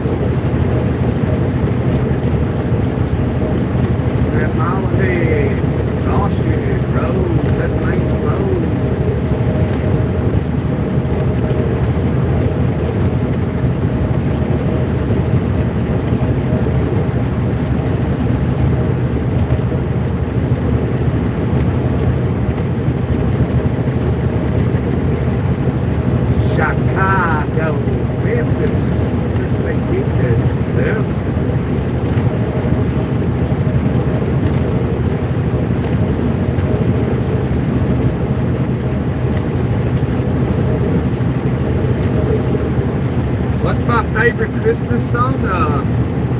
Oh man, I would say probably Frank Sinatra, I'll Be Home for Christmas. I like Frank Sinatra's music.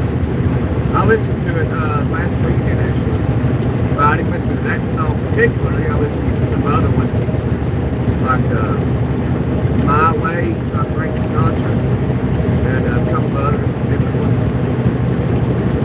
That's probably my favorite. When I get home, I'm going to play that movie, Frosty the Snowman from 1969. I'm going to watch it Christmas Day.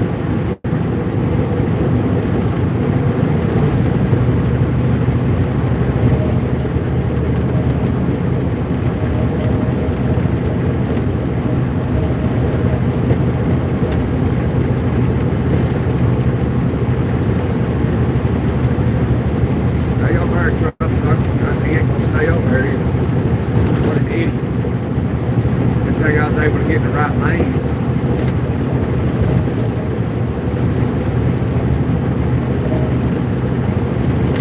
Just because they truck drivers don't mean they're actually good drivers.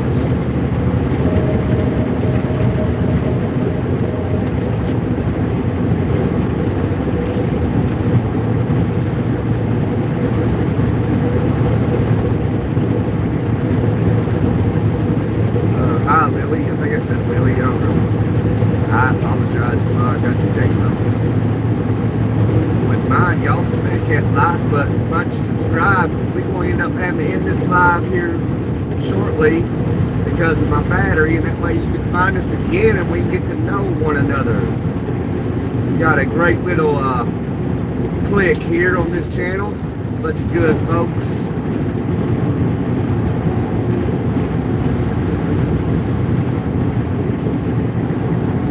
You got soul and a good heart, you'll fit right in.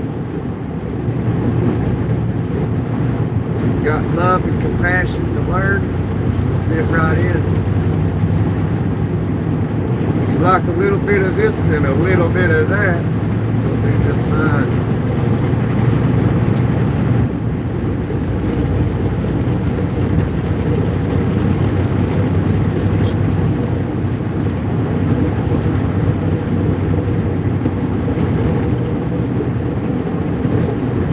Where are you for Christmas? Not Faith Hill?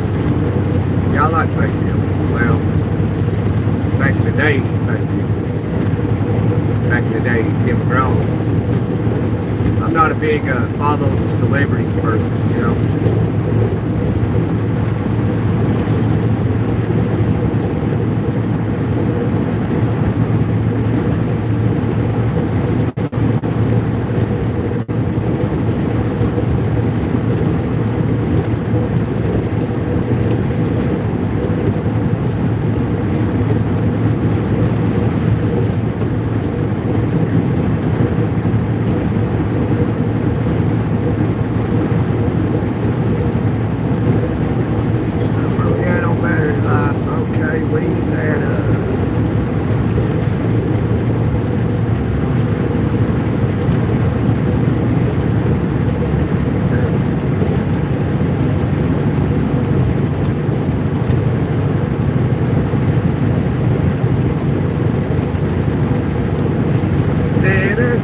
Is coming to town. You better watch out. You better not pout. You better get something, something, something. Some Christmas songs are real catchy, so I try not to listen to them too often.